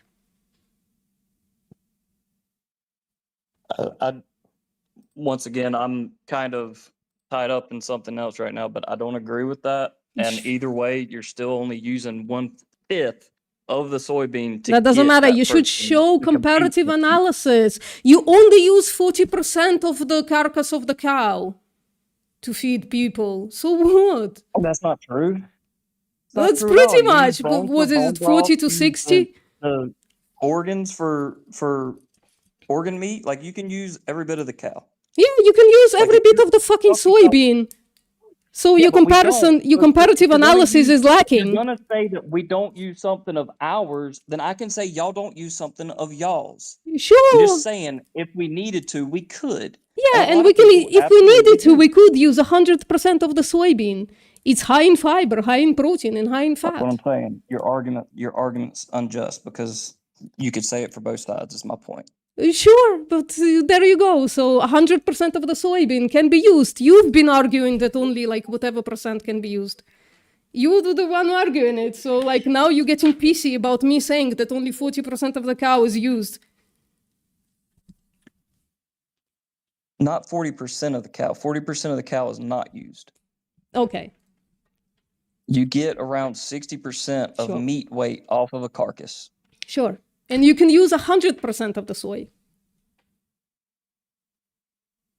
But we only use 20% because sure, but we only use 60. Not... Wait, we only use 20% to do what? So you have to look at the counterfactual. Is if we're not feeding it to livestock, we would use it for a different purpose or grow a different crop. Yeah, like to replace the beef. Because here you go. our world in data doesn't assume that we just continue, Wait, doing what we're doing right now. We would have different farming. We would have different crops that we would be growing. Joe, We'd be using it differently. wait, Joe, but wait, we skipped a couple of things. So you said, I disagree with my analysis of tofu being higher in protein than beef. You said, I disagree with that. And then you went into how much soybean we use. So what was the claim, Joe, on the table? What was the claim? Remind me. Oh, the claim was that 40% of United States grown soybeans are made into tofu. Mm-hmm. And I have I'm yet to working on see evidence or an argument for that claim. I'm We haven't seen working any on it. evidence for anything Yeah. at all. Like evidence of a comparative analysis of building deer fence and deer guards versus shooting 840 deer per year. I just want to see like the data on that. And then, deer fences don't just last a year, they last decades. So it might actually be cheaper for you to, put up guards to not prevent you cheaper. from having to murder deer. It's not cheaper. It costs 50 cents per bullet to shoot the deer. There is no way you could justify. That's the I would only have cost. to- There's no time cost. There's no. Wait, that's like That's the only cost is $400 bullets? per year. There's no 800 deer. First off, it's around 200 deer a year Whoa. that I kill. The 800 Excuse deer me, came Madam from Boy. your fucking lie, from your claim. Yeah, you made the number. Yeah. Yeah, you made the number. You said, 6 No. weeks, 20 deer a night. So I did six Okay. times. What was it? 6 times 7 times 20. Oh my God. I killed 20 deer last night. I'm not able to do it every single night. Okay, can I'm you just provide telling evidence for the you. claim that 40% of US soybean goes to tofu? It's okay to say no. I'm working on that, but I'm having to refute all the things that y'all are saying. Well, right you're now. not doing a just stick good on the job, 40%. sweetie. 40% of U.S. soybeans are made into tofu. We'll just stick on that. 40% of U.S. soybeans are made into tofu. I need a comparative analysis of not just using, I don't know, a fucking air horn to chase them away instead of shooting them. Also, You want me to stand? You No, want me no, to no, no, no, stand no. out No. 40% of 2,500 soybean, acres of 40% getting of a soybean air becomes tofu in the US. Provide evidence for that. Nobody said nothing. It's going to be one of the most boring live streams in the world. We're just going to sit here and wait. But I'm giving you a quick warning. If in 2 minutes of absolute silence, you're not giving me evidence for your claim, I'm just going to declare you as the bullshitter that you are, and we're just going to move on from this debate to something more productive. So 2 minutes from now. Okay, this is from the New Jersey Soybean Board. Is that That's one good for y'all? place in the US. What's that? That's one place in the US. I need the entire Yeah, US. it's a state. It's a state in. Yeah. I need US. the entire US that has 50 states in it. Okay, but they did a study on U.S. soy allocation. Yeah, let's take a look at the data. It makes an inference that 40% of United States soybeans are made into tofu. It says 60% goes directly for food. Yeah, your exact claim was 40% of United States grown soybeans are made into tofu. Yep, but this is actually more. No, that says food. Do what? It says food. It doesn't say tofu. Tofu is not the only food that you can produce from soy, as you yourself know. Yeah, you make oil and tofu Yeah, and 40%. milk, like I've been talking about all day. 40% of tofu in the of soybean in the US goes to produce tofu. Provide evidence. It sounds like she's got it up right now. Who? What? Okay, here, I'm about to send a link. The study has that in the conclusion.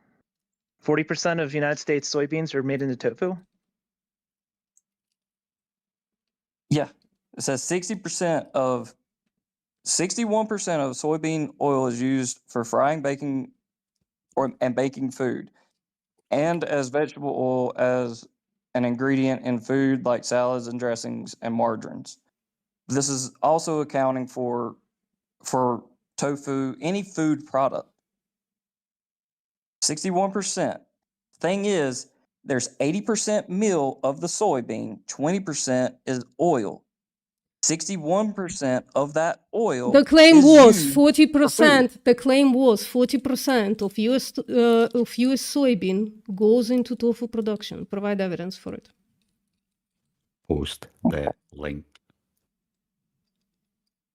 Yeah, there's a chat. Sure. If you open the chat, you can post the link there. I'm trying.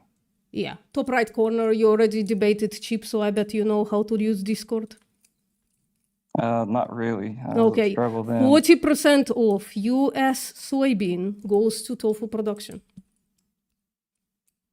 I'm gonna go back to YouTube and post it there. Okay. Oh, you can't post links on YouTube.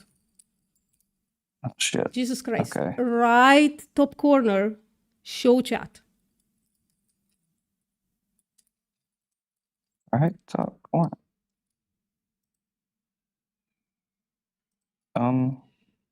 Your 2 minutes are way up. Okay, I've got the link. I'm trying to get it to you. I don't understand how to work. Brother, you could open the fucking chat in the stage. You can open the chat in this VC. Oh. All right, I got it. Jesus Christ, man. Sorry. I'm a farmer, not a fucking tech whiz. Let's see. Where's 40%? Where is 40%? Okay, you're gonna have to take 20% of one is the oil. Now, that's all the soy is essentially being broken down in 20% immediately because you got the meal on one side and the oil on the other. So all of the potential tofu, oil, all of that is in that 20%. 60% of that is food. Wait, So where 40%, is the claim the that 40% that claim 40%? is actually lower. Where is the claim that 40% of US soybean goes to tofu? Okay, I'm now making it 61%. I'm going up on you. 61% goes to produce tofu. Food. Soy food. No. I don't think you're understanding these numbers. It says 61% of the soybean oil is used for frying and baking food. The rest of it is used for biodiesel and bioheat. It doesn't mean that 61% of the soybean or the soybeans are used for food. Like you're misunderstanding this entire graphic. No. What I am saying is if you have 100 pounds of soy, you're not able to use but 20% of that for food. No. So you take the 100% of that soy and you process it into oil, tofu, milk, biodiesel, whatever you're going to use it for, and the other 80% we use for animal feed because it doesn't have much any other usage. It literally says in the graphic that 97% is used to feed the poultry and livestock for the soybean meal. I understand that, but then yes, exactly. So contradicted your earlier claim. And you said you just said 20% was used for human food, where earlier you said 40% was used for tofu. Oh, I said 40% of the viable part of the No, you didn't. I wrote it down when you said it. It says 3% of the soybean meal is used in food products. That's it. And I wrote down your earlier claim. You said 40% of U.S. grown soybeans are used for tofu. Do you see the little dotted line that cuts the soybean into I understand, a but you're fifth? not doing the math correctly on that either. I absolutely am. I've made tofu myself. let me stop everybody. This is not evidence for the claim that 40% of US soybean goes towards producing tofu. Yes, yeah, it does. It's all recorded, bro. You said 40% of U.S. grown soybeans are used to make tofu. And then you just contradicted that just now. Yeah. I was actually making a lower estimate than what this is showing. This is showing actually 61% of it is used. This is not talking about tofu at all. That's literally 3% of the soybean meal is used in food products like protein alternatives and soybean milk. That's the meal. That's tofu. No, that's Meal not tofu, is a by the way. byproduct Corona. from tofu Here's manufacturing. the thing, though.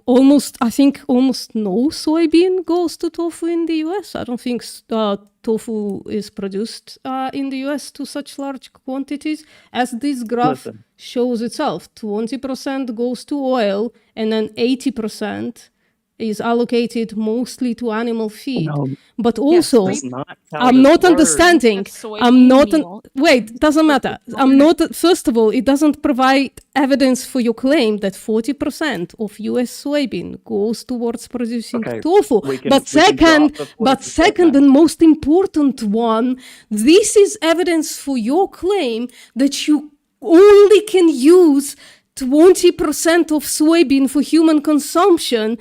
And that's just wrong.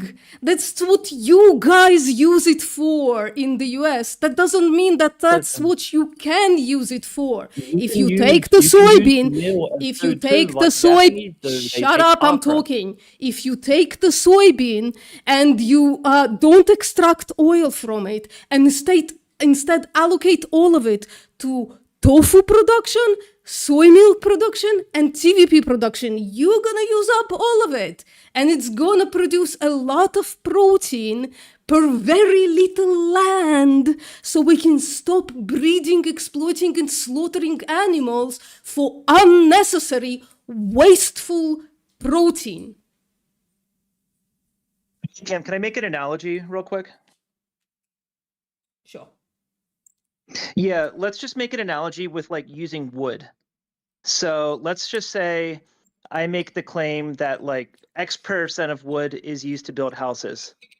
Does that mean that we can't use the wood to build other stuff? If I just presented you evidence with what we've been using wood to make in the past. Yeah, but you're able to. Wood's not a comparable to soy because you're able to use 100% of the making tree. I'm making an analogy. I'm making an analogy. Let me just try and make it more clear. If I was going to make a claim that you can only use like 40% of wood to build houses, and the evidence I present is historical evidence showing what we've used wood for in the past, does that give credence to the claim that you can only use 40% of wood to make houses? Or could you use it for something else? This is a completely off the wall example that has no You're not comparison. tracking. But yes, Yeah, your example, but it has no comparison to this. Yeah, so what you've presented, even if it was true with what you were claiming, which it doesn't even interact with your claim from earlier, if you're going to show historical evidence of what we've used a resource for, it doesn't necessarily mean that we can't use it to make something else. That's the only point I'm making. But I've never disputed that you can't use the meal like the Japan. They use the quote unquote meal. They call it okra, and they essentially make like breadcrumbs with it for going in things as filler and stuff like that for fiber supplementation. Okra and meal is very high in fiber, but it's very weak in everything else: protein, fat, all other nutrients. It's really only the fiber of the soy.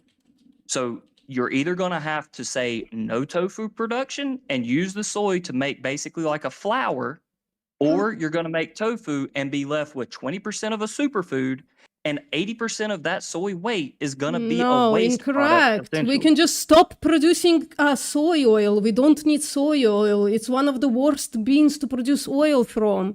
We can just produce oil from canola, which is like healthier anyways, and we can use the entire soybean to produce tofu, soy milk, and TVP. And yes, okara as well.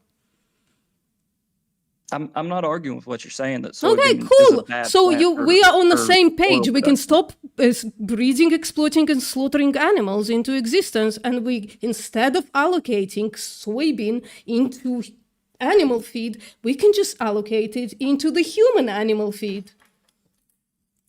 The issue is you're never going to have enough farmland as it is now, unless you were to take every bit of the what the fuck do you mean by land. this?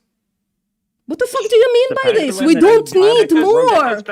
way back to the earlier part of this discussion where VPN presented the evidence showing that less farmland would be required for a vegan world, and we would need counter evidence to that. Okay, well, I'll have to have a debate with y'all at a later point where I can find this kind of evidence. But the issue with finding evidence like this, and I'll say this and then I'll drop my whole conversation, I'll leave. The vegan side has a lot more evidence because y'all are the side that wants the meat industry gone. So there's a lot more evidence that's been researched. The studies aren't done by Farmers- vegans. You realize this, right? This is just resource numbers from scientists studying how food is grown worldwide. This isn't vegan research.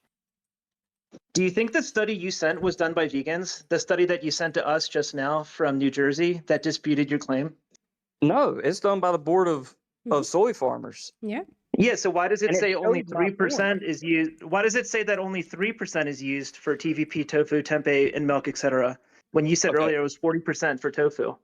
Okay, I'm sorry It that y'all disputed can't read a simple You can't graph read. that a You kindergartner literally can. can't read. It's That's what it says. 3% of the meal. Yeah. Yes, that's what makes 3% tofu. of meal.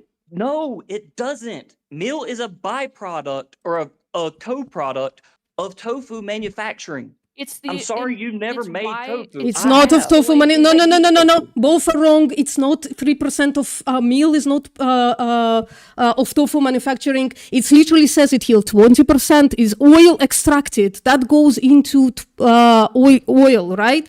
And then 80% is soybean meal. That's protein plus fiber. So both of you are wrong. I'm sorry. What are you reading? I'm sorry. I'm reading this, the same thing that you sent to me, right? Soybean is split like that, right? It's because 20% oil is extracted, right? So we extract oil from the soybean. What is left is 80% soybean meal. That has, obviously, protein plus fiber in it. So both of you are wrong. 3% is not producing tofu. Because I don't think the US produces the tofu that much anyways. Well, it's just Right? I saying think they import protein it. alternatives. That's Yeah. what it says in the graph. Yeah. So and this is soybean, explaining so what hold on. Tofu, nations use as tofu. hold on. I'm gonna kick you out, for real. So tofu is you extract the fiber and you leave the oil and the fat and the protein, right? That's tofu. It's fat and protein, right? In this case, right, the 3% is made out of protein plus fiber. So it can't be produced. It can't be tofu, literally can't be. So what I'm saying this is though, you can take this soybean and instead of splitting it into 20% oil and 80% meal, you can split it into however much tofu you can extract for that. So protein plus fat, right? So I'm assuming it's going to be at least 40% of the bean, right? And then what you're left with is 60% fiber. You can use that fiber in human food production as okara, and you can also like allocate it into like green manure or something. Okay. In any case, Even it's though gonna our be numbers in any aren't lining up, case. I agree In with any you. case, it's gonna be more sustainable to produce soybeans for food than beef. For the love of God, beef is one of the least sustainable protein productions on planet fucking Earth. It's not. And It when you is. say sustainable, Well, you're not that providing really rings a evidence bell to because you're for the not Earth, providing it's much evidence to better refute me because we're seeing right here, right? So land use of food per 1,000 calories. Beef from beef herd uses way more land than let's say peas, right? I don't know, soy is not here, but let's say peas, right? It's like what is it? I'm not that good at math. Joe, how much is that? So peas use 2.16 meters and beef uses 119.49 meters. And then for every 25 calories, you produce 1 calorie of beef. It's wasteful. And we're not even talking about the amount of supplements that we give those animals It's wasteful. Let's just produce soybeans. And now I'm fucking tired of you. Either provide me a different comparative analysis between the current world and the proposed vegan world, or we're gonna go with this one. Okay. Well, sounds like it's gonna be hard to get anything through on both sides. So I will step down. Yeah, get Yeah, the can we fuck out. just get a Just gonna- confession that you were incorrect on your claim that 40% of No. United States soybeans are put into tofu? No, I did not. You did. It's 61% fucking recorded, goes man. to human food. That's what I was trying to say. That 61% of our soy, that is actually more than 61%, because the 20% is now your soy. No, 61% Dude, is not even just that. look at It's the thing you 61% said. of the It says 20%. 80% Joe, is put in a quiet. meal, Joe, and 97% of that is given to animals. Like, what you just said just it's refutes not that on its human face. viable. only like 61% out of 20%, which is like, what is it, like I think 15% plus 3%, only 18% goes to food, but it does nothing for your claim, because it doesn't tell us that that's what we can do with the soybean. It just tells us that's what you guys in the US are doing with the soybean right now. Absolute waste of food. I'm telling you what Japan does with their soy. No. I'm telling you what every nation that ever has used soy for in their culture does with their soy. It doesn't fucking most- matter. It doesn't tell us dude, what we can do with it. It doesn't Dude, tell at us most- that. At most, granting your evidence, like steelmaning your argument, the most we can do is we get 15.2% of soy goes into human food with the data that you presented. No, we're you even can close get to rid of 40. the biodiesel. You can get rid of the biodiesel and That's the it- industrial that's use included- and stuff like that. Dude, the thing that you linked, at best, 15.2% of soy goes into human food. And your Yeah. earlier claim was 40% of soy grown in the United States goes into tofu, which we Okay. have yet to see anything even close to that. Okay, I'm sorry. I'm not on a fucking stand here making a claim for my life. I'm using numbers out of a Yes. backpack that of knowledge that I've gotten from research from weeks ago. I'm just using rough numbers to get my Well, point show across. us the So, fucking research, because this doesn't just support did. your fucking claim. to speak to the dude, because he seems a little bit more coherent here. I agree with I'm you. so sorry. I agree with you. 15.1% or whatever you just said is actually used for food right now. We should use more of that. I don't agree with using the biodiesel and the industrial uses, all those percentage, which would be 39% of the oil that we produce being used for things other than food. I don't agree with that. And to You make concede your earlier claim that 40% of U.S. soybeans go into tofu? no, in its current state? I'm making the claim that 100% concede. of the I'm making the claim that 100% of the soy goes to make oil, tofu, those sorts of things. 61% of it is actually used for those things. The other 31% is used as biodiesel, and 8% is used as industrial uses like paint thinners. Sorry, can you repeat that? You claiming that 100% of the soybean meal goes into? Oil production. No, it's like 20%. It's right there. All the soybean Uh-huh. goes to oil production. Yeah, I know that. 80% is the meal byproduct. I know that. But how, first of all, again, this doesn't support your claim about the 40% to tofu, right? You just please say, yeah, I was wrong. I was just pulling shit out of my ass. Yes, I was wrong. Thank you, I was pulling appreciate shit it. out of my ass with the Second, 40% though, number. this doesn't support any, like, your worldview, because that doesn't mean that we can't do things with the soybean except for extracting oil from it. It's shit oil crop. Anyways, canola oil gives you way more oil per crop. So we can just I agree with allocate that into human food. We don't need to, feed all of our calories into animals and then eat the animals. We can just eat I the agree with calories that. directly. So that's it. That's the vegan world. I agree You with all just of eat that. the calories But you're directly. still only gonna get around 30% of your soy harvest per So year. what? It's as gonna viable be human enough, food. though. It's gonna be enough. It won't. It will. It won't. Well, show me. Provide evidence. Provide evidence for your claim that it Okay, won't be enough to okay. feed the world. Okay, let's straw man. No, that provide and say, evidence. I'm sick of listen, it. Provide listen to me. evidence for your claim that it's not going to be enough to feed the world. Provide evidence I will- countering this claim. I will have to do research to be Go able to fucking do provide you research links. then. Leave me alone. Are we on monomeal and tofu? It's news to me. Get out, do research, come back in a couple of weeks when you're refuting this claim.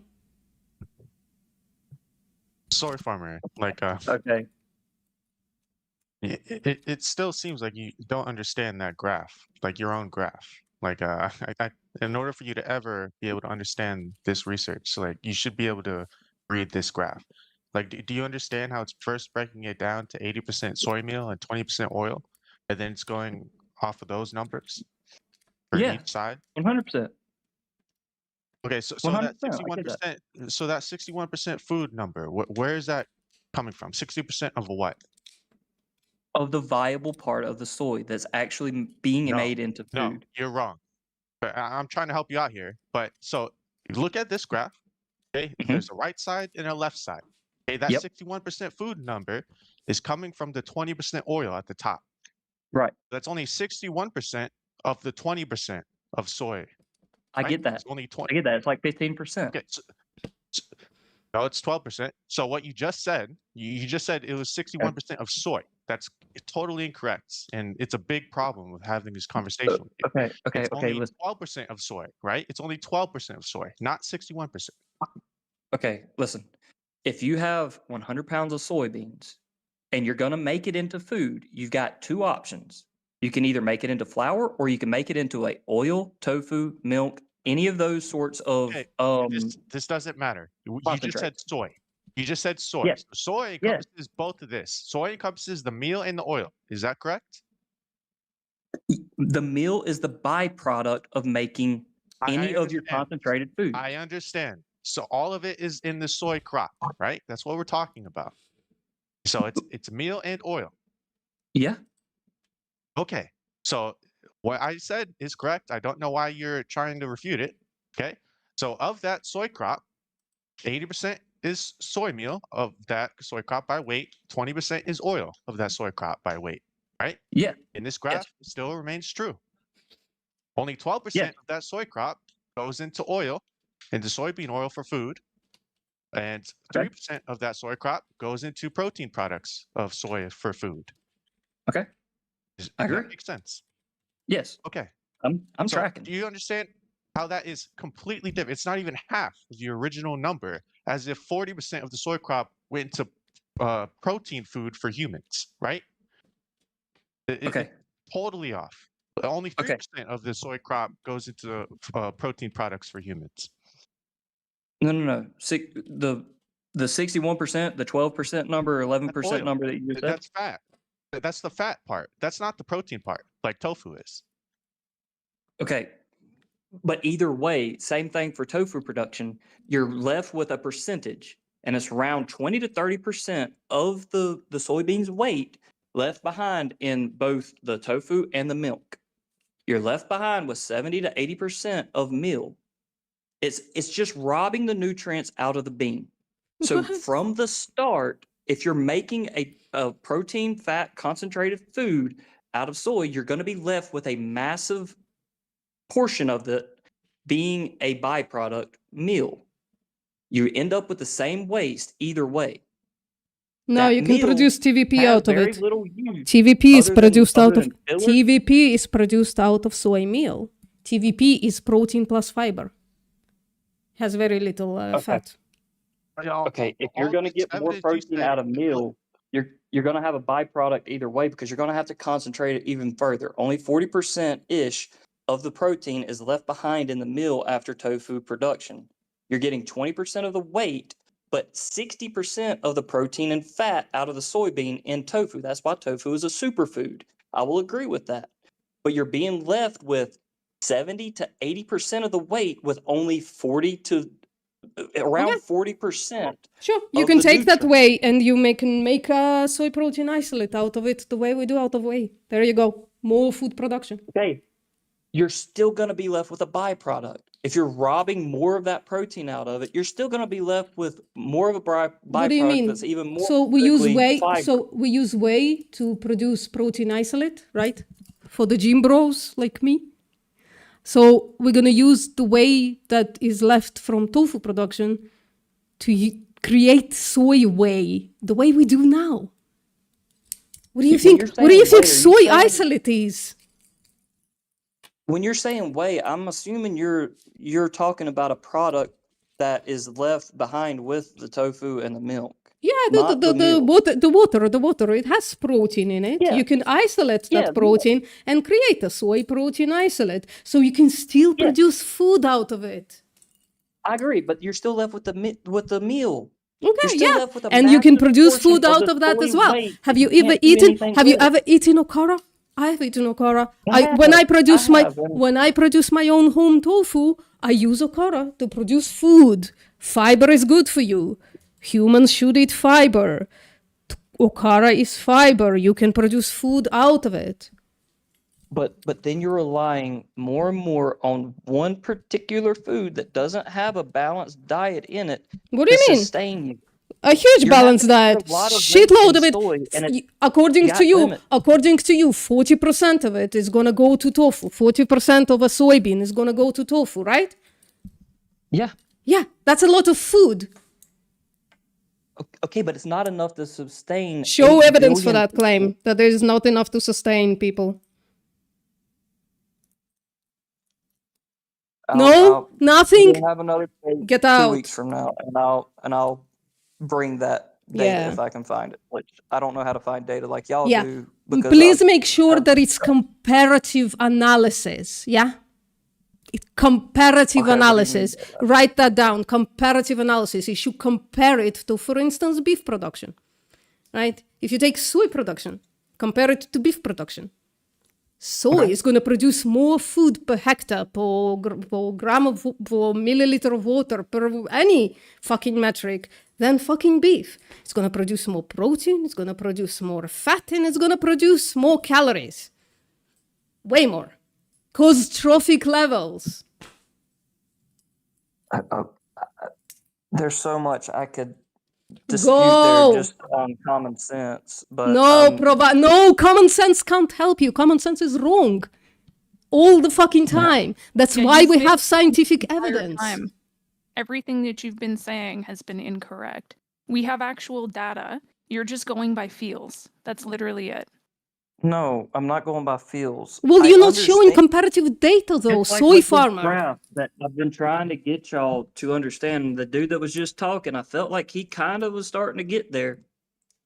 There's a massive percentage of soy that you can't use. What are you You gonna can. use Which one? that soy I just for? showed you that you can use all of it. You can use Okay. okara, you can use tofu, like fat and protein in tofu, and you can use the whey for whey protein isolate, or like soy is whey another protein isolate. product in the tofu and milk production. Bro, You make whey, even if you make can milk. only produce 60% out of the bean, you can produce only 60% out of bean into food. That's going to be comparable to the 60% be of the 60. of the beef It's not gonna carcass. be 60. Only the beef carcass wastes more land, more feed, more whatever the fuck, right? Like more everything because trophic levels, man. Write down, please. It should be what part of your research. Write down trophic levels. Feeding animals and then killing those animals and then eating them wastes calories, wastes protein, wastes water, land, everything, because that's how trophic levels work. We are moving around, we as human beings. Cows are moving around as well. That means they waste calories. Okay. Yeah, they burn the calories as because they need to create warmth. They're animals, right? Just like us. So they burn and use those calories in their body. Most of the calories are just wasted and it goes into the atmosphere as heat or like CO2 with the cell production, right? Like this is just how the biology works. You're only going to get how much of those calories out of the meat tissue in the end. Okay. It's a very small amount. It's I'm not- easier and better to just eat the soybeans directly. than Yeah, to but- feed them through a cow. It's a Yeah, but you completely don't have inefficient to thing. feed. You don't have to feed soy to cows. But we have this product that we're not using in any other source. Nobody's eating okra or anything made out of meal. So either we dump it into a landfill because nobody's using it, or we feed it to livestock. That's the only reason Right. we feed it to livestock. You're not feeding just That's not true at okara. all. You're feeding literal fucking protein. Okara is just fiber. You're misusing the word. The soybeans are grown to feed the animals because it's a protein source for them. Listen, Meals I'm being a grown farmer. for them. Yeah, I Listen, know. I'm a farmer. All I would that- never grow a soy crop just to feed cattle. I never would. That's I would literally never what make the any money. majority of soy is grown for. That's the purpose. It's grown for the oil. It's and the not grown for byproducts the that oil. we It's pay not a for it. byproduct at all. It's a shitty oil crop. Again, it's like Yeah, a exactly. wasteful Agreed. oil crop. I'm not arguing that. Yeah, I'm then- just telling For you the what meal. people will pay You us literally for. fucking Grown are for because the you're meal to saying we're feed growing. animals. Hold on, Karana. You're literally saying that we're growing soy for oil when it's a shitty oil crop. Like, wouldn't it make more fucking sense to grow canola instead? For instance, it's a crop that You know needs what? less You can use the attention. byproduct. Okay, you know what? You can use the byproduct of canola after you make oil out of canola. You can use it for animal feed too. We use the byproducts of all of these crops. Literally, no, After no. making You fuels literally, of oil you to feed literally livestock. refuting yourself though when you agree with us that soybean is a shitty crop and 80% of it is fed to animals. think- You're literally extracting think it's oil your- from it just to create some fucking more value out of it. Hey, I think listen. there's- I'm not the guy doing it. I'm just the guy growing the crop to make a living.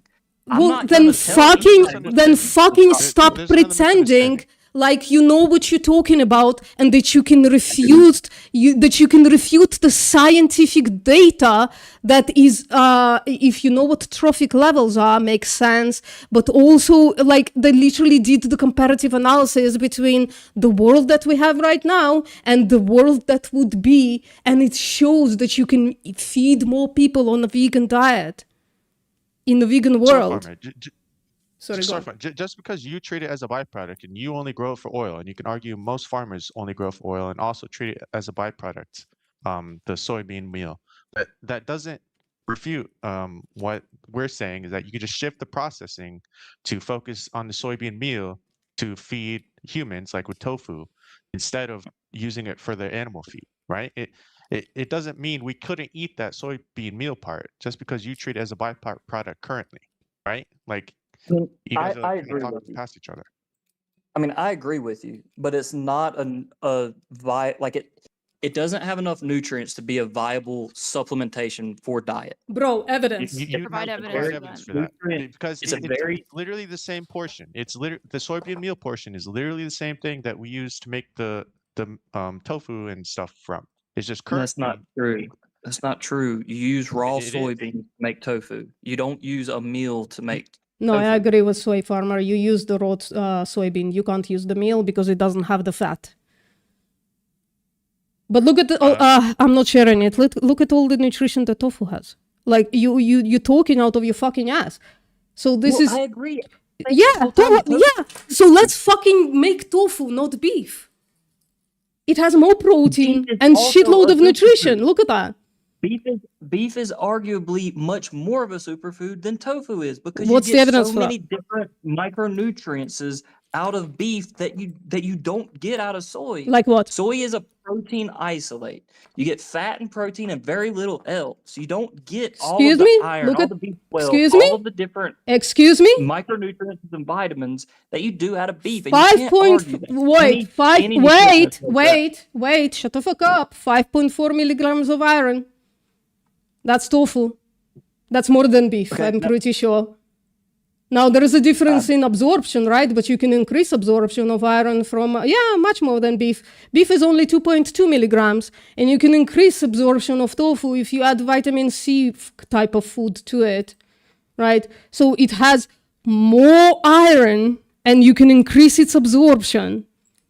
Okay. You're speaking on just one of the micronutrients. is Yeah, that let's one start of the with one. vitamins? Which one more? One more. Give me one more. B12. Yeah, B12, you can just take a supplement instead of feeding the cows B12. Okay. Where do we get B12 supplements? Yeah, it's a bacteria. We go down, Yeah, it's a we go bacteria. down- It's a bacteria down that a is rabbit grown hole. in a lab, yeah. We go down a rabbit hole of having to radically shift our entire culture Yes, just to be able to not kill radically, more gradually. animals. Yes, Just to gradually. be able to kill more Stop. animals Yes, and feed them gradual. Yes, you're first of all, you lost the nutrition debate just right there by switching to a different claim. But yes, we gradually but radically stop breeding, exploiting, and slaughtering animals for unnecessary, wasteful food that destroys the environment, destroys our fucking souls, and destroys the animals. We stop gradually but radically do that because we would be better off as human beings and would be healthier as well. So yes, we radically, gradually stop wasting food, stop breeding sentient animals into existence just to fucking slaughter them. And we feed more people. Yes. Okay, well, let me ask you this, and then I'll happily get off because I mean You should have like an hour ago because you don't have evidence for your claims, that's man. why I'll get off. But what's more valuable? Okay, a wild animal or a domesticated animal? What's more valuable? A cute animal What do you mean or by a valuable? lizard or a mouse or something like that? What do you mean by Like, valuable? valuable. Like, okay, if you're driving down the road and, classic middle school math problem or, scenario, Mhm. on one side of the road, there's a cow or a baby goat. So it's small, it's not going to kill you. There's a baby goat. And on the other side of the road, there's a lizard. Which one are you going to hit? If otherwise, like you have no other option, you got to hit one. Which one are you going to hit? I don't know. I don't know. I'm gonna This flip is a true. coin. But why are you asking me this? This is not the dichotomy that we have right here. We both. Because if you- Yeah. if you Hold take on. a- Hold on. So we not only by stopping producing animals, we also reduce the death from crop production because we reduce cropland by 2 million hectares. So. Okay. And also, hopefully, Even the put next, that- hopefully, put the that next generation of farmers are not so callous with animal lives and actually like take the subsidies that they are given by the government and put in fences and put in other. And actually, I'm like pro like moving production inside somehow, but that's like a Okay. tangent that we're not gonna go down because you have no evidence for your claims. You just keep vibing at me, and thank you for your Okay. vibes. That's a nice thing to do, but unfortunately, we are here in a empirical debate, and you have no empirics to support your claims. Okay. Well, what you just said, you're going to fence 1 billion hectares of land Yeah, I or knew move it. it inside. Yeah. It's impossible. It's impossible. Wait, There's what's the evidence for that? absolutely no That's an way empirical you're gonna claim. move- You're making an empirical claim that it's impossible. Provide evidence for your claim. How would you build 1 billion hectares? I don't know, not of my green? problem. You made the claim. Provide evidence for your claim. It's impossible. It would take eons to do. Yeah. It's impossible. You Farmers can't do never it. build fences. Yeah. We don't, I mean, it takes. we don't build fences for freaking row crops.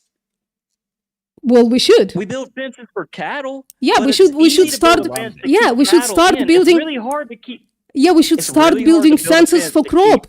We should start as It's you re- build okay. fences for cattle. You build fences for crops as well, right? Okay. I saw okay. the fucking Hear me- machine hear that me out. I saw the fucking machine that It's like very hammers hard to in create the a fence poles, that'll right? keep rabbits, deer, all these things that can either go under, burrow under, or jump 10 foot in the air. I A think- cow can't jump. We build a 4-foot high fence. Out Yeah, of 4 I think strands of Ben barbed was wire. It's very so easy. soy farmer. I think Ben, the vegan farmer, he's in my chat, right? And he's a veganic farmer. So he, as much as possible, tries to not kill animals, right? When he produces food. So veganic farming, something. Another thing that you should write down. So there are other solutions that you are not considering because a bullet costs 50 cents and an animal's life is meaningless to you. Is But the vegan Ben, farmer who cares in the about chat? animals, has other solutions and he does them. He like Okay, is the vegan farmer like where he can talk right now? I don't know if he does debates anyways, but you should go away and produce evidence that refutes this. Okay. This. Listen, I'm not saying you can't be a vegan farmer, but you can't at large scale. Like he might have 50 acres that he does this for. You cannot have 25,000, 50,000 acres and do it without killing animals. Well, you can't do you, it. you don't I have a necessarily garden in my backyard that's a greenhouse. Yeah, you I don't don't kill any animals in that. Yeah, but you I don't can't feed the masses Yeah, with you a don't backyard garden. you don't necessarily need that monocropping anymore once you stop feeding 90 billion land animals. You just said we need 1 billion hectares. Yeah, we already have those billion hectares. We're going to reduce the farmland by 75%. Guess what happens? You can stop It's not monocropping. by 75%. Yeah, Well, it is. according to Yeah, it Oxford says and, right there, 75%. Graph would show was like 10%. No, it says right there. According to You Oxford and Harvard, it's 76. Yeah. You reduce the entire agricultural land by 75%. And guess what? On pasture, animals still die, right?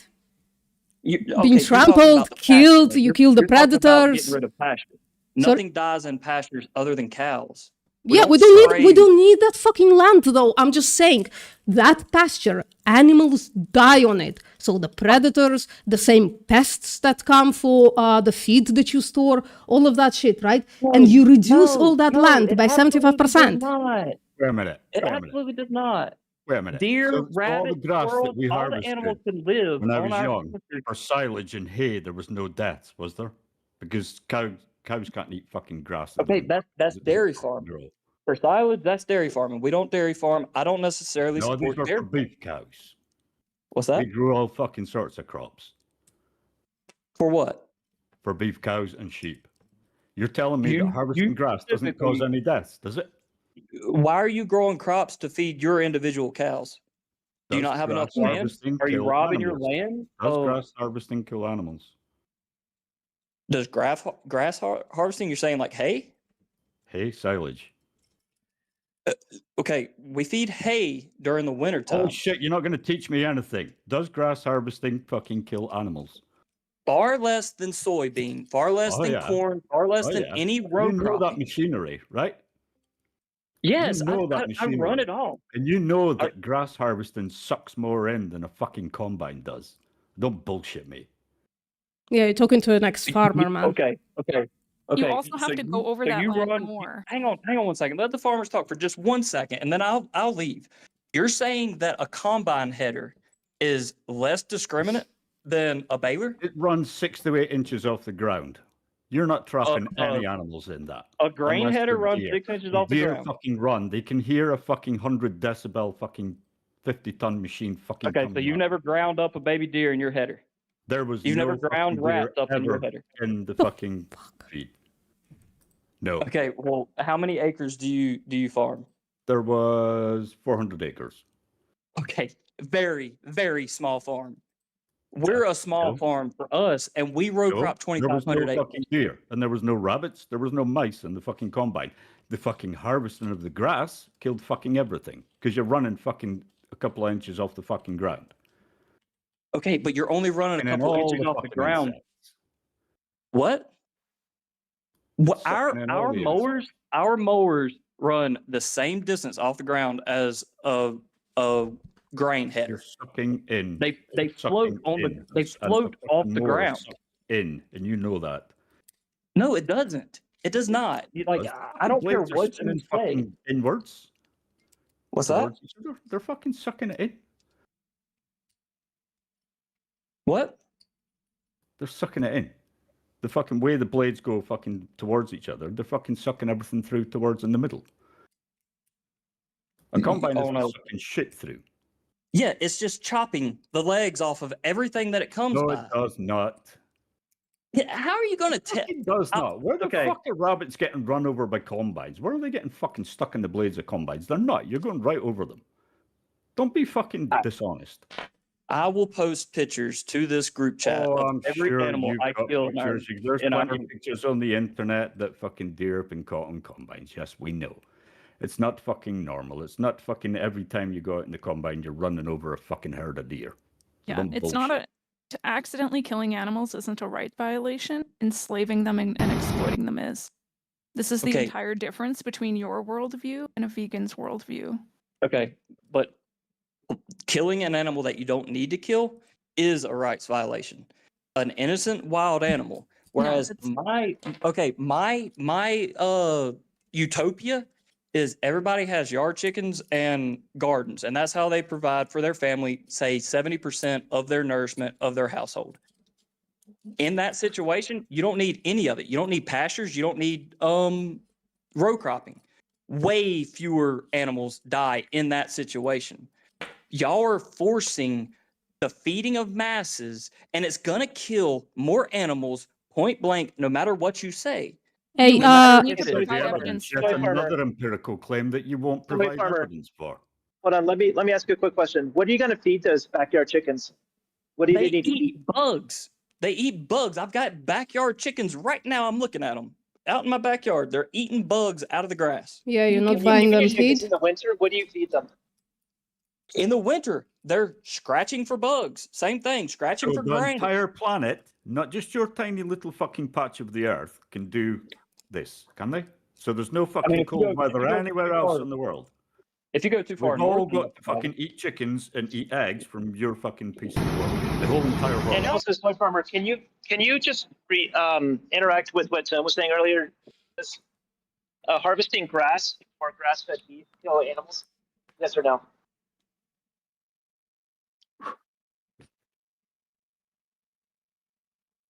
I think that was directed towards you, soy farmer. Or No, vegan. I'm asking you. No, that's directed Harvesting towards you. grass or grass-fed beef kill animals? Yes or no?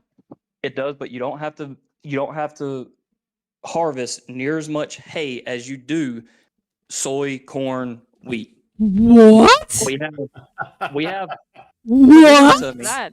This guy just talks out his fucking Yeah, ass. this Listen is to just me. You're a out whole of your bunch mind, claims man. that you have zero evidence. Hang on one second. Hang on one second. Vegan farmer, how many cows do you have? What do you mean he's vegan? He has none right now. He Oh, grew up well, being okay. a farmer. Okay, that makes sense. Sorry. He brain grew up being a just farmer. blanked. That makes sense. Huh? Why the fuck would a vegan farmer have cows? Okay, that makes sense. I'm sorry. Dumbass. Either way, I have 150 head of cattle.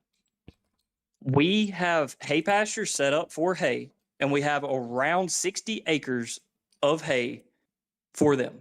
And we're in a pretty mild climate. We're in North Carolina, so we have a pretty rough winter, most winters. But 60 acres are able to feed those 150 cows over the 3 months of winter. The rest of the year, we don't have to feed them anything. They eat grass out of the pasture. We don't overgraze our pastures, You so they can never run out extrapolate of this to grass. the entire planet, can you? What's that? You can extrapolate that to an entire planet, can you? It's pretty close. It depends on how many. Is it?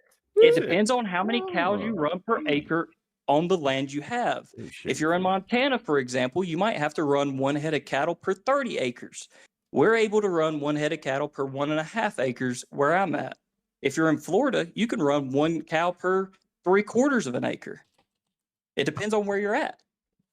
But either way, in beef pastures, whereas the pasture land for those 150 cows, we have around 250 acres of pastures. So there's, what is that? Around 310 acres set up just for Don't cattle. care. You come to Scotland and try and do that. Okay, well, y'all are cold up there. Don't raise cattle up there. I'm not telling you to do what you can't do based on the land. You also in Scotland only have 1 grow season for crops. You can only grow 1 crop a year, can you not? We grow 2 crops a year.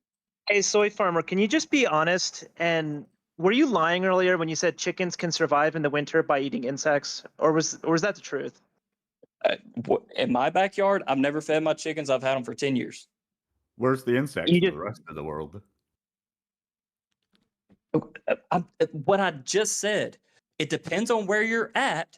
You have Oh, to do no what shit, you have Sherlock. to do based on your surroundings. And No I'm not. shit. I We don't need to think feed the anybody rest should of the live up in the chickens in the damn rest Arctic. of the world other things. Wait. They can't fucking live on bugs because there Wait, aren't any. we're In the winter, your chickens eat just bugs. Bugs Where and do you grain. live? Nice full North shit. Wait, Carolina. what grain? Wait. You said grain. What do you mean by that? Grass seeds, just natural things Like that are wheat, yeah? growing out of Wheat, You feed your wheat, corn, chickens zero soy. food. Yeah. zero food. Where do you live? North Carolina. The south side of North Carolina, under Charlotte. And how many do you have to kill animals from predating on your chickens? No, they have a fence. So they're just like in a fenced area eating bugs? Yeah. I keep 10 and wood out there, and every day I go out there and flip over a piece of wood and 10, and they scrounge and eat bugs. So that's how I feed like my a animals. lot of crop deaths. Sounds to me that you kill so many animals with those chickens. They're Sounds wild like animals. way more than Eventually, what they do a what they're gonna soybean do kills. naturally. Okay, you don't think we kill Chickens aren't insects? in natural to soybeans? North America. Wait, chickens eat like 300 bugs per day, something like that, right?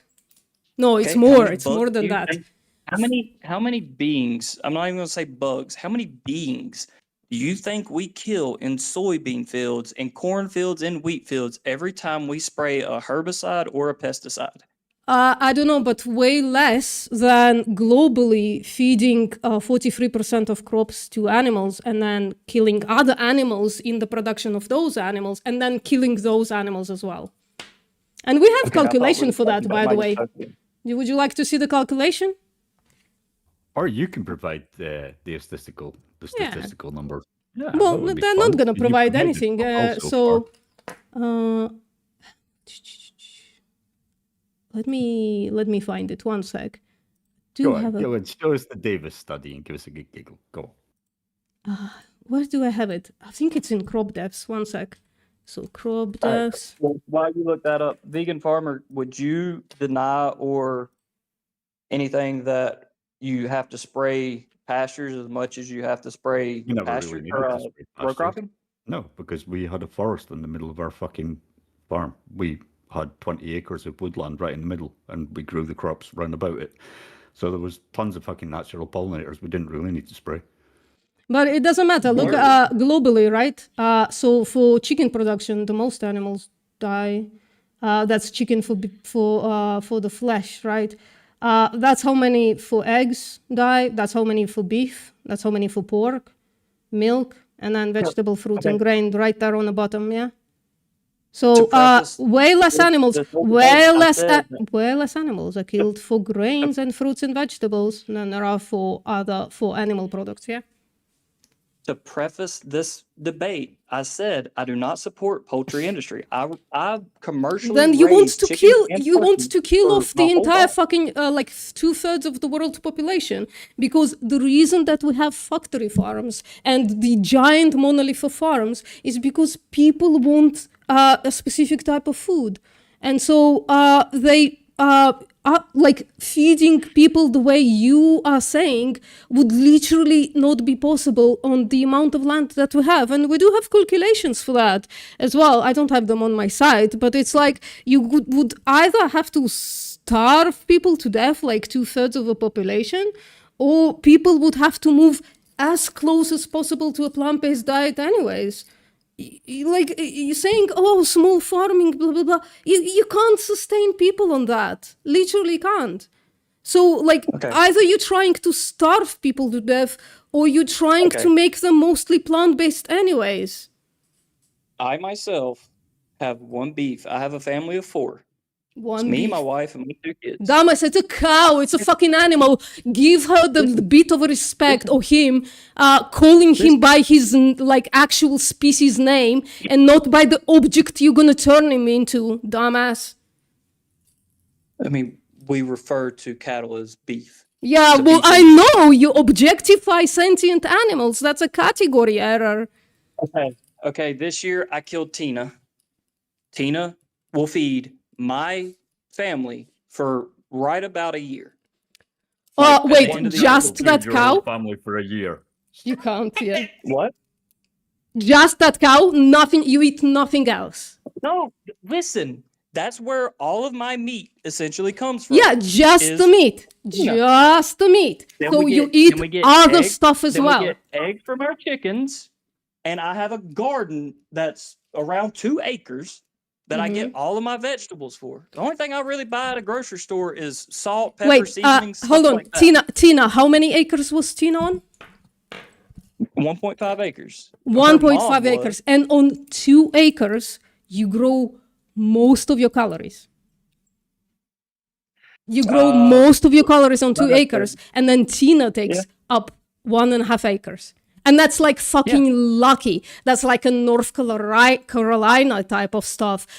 In other places, you would need like 15 acres to grow 1 cow to and in those places you slaughter. can't grow soybeans That's unless not you going to irrigate. sink in. Yeah, so you can't extrapolate your fucking diet on the entire world's population, whereas the vegan diet can save so many calories and can provide more calories. Because that, I forgot to tell you something, right? So let's go back. I forgot to tell you something really fucking important. Fuck, what is it? So this graph, right?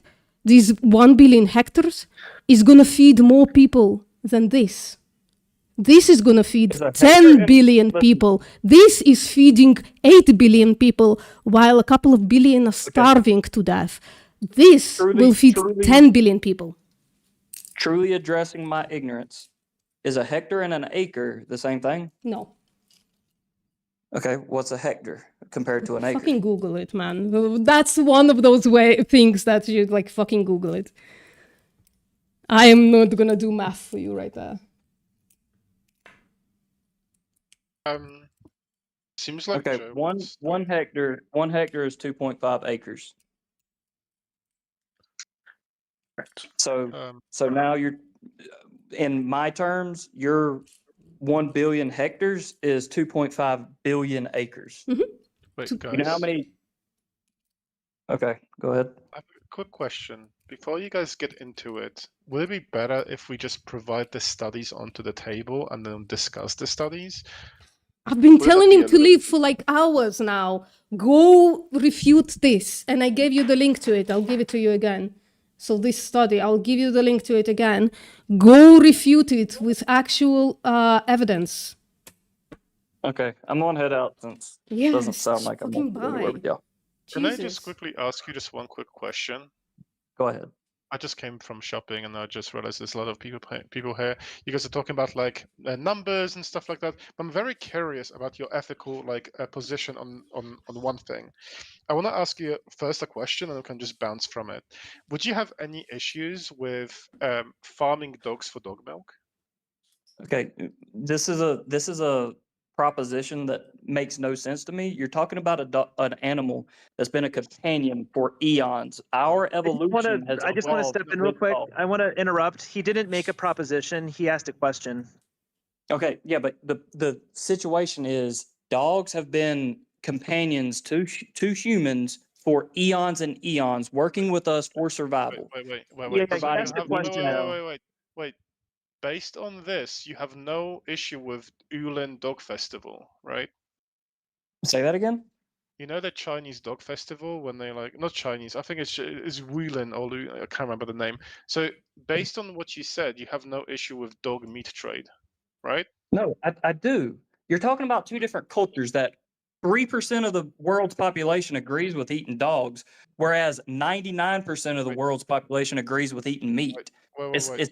Hold on. It's uncomparable. Hold on. Let's address the first point. Your first point is if the X individual has been bred to be Y, then it's okay. I can write it down if you want to.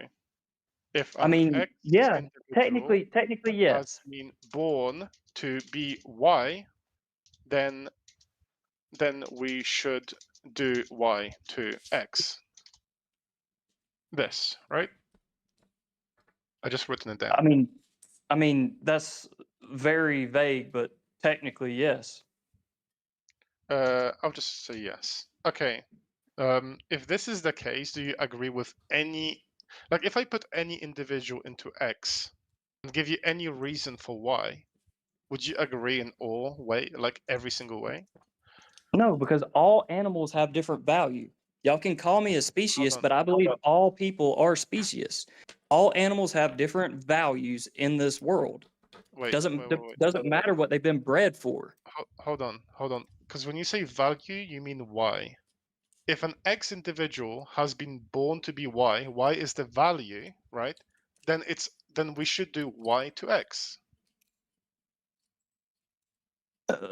Technically, yes. Okay. What do you think about human slavery? Because there has been history, and I wanna be very precise on this. Throughout history, humans have been selectively breeding other humans to be to have specific traits, the traits that really benefits a slave owner.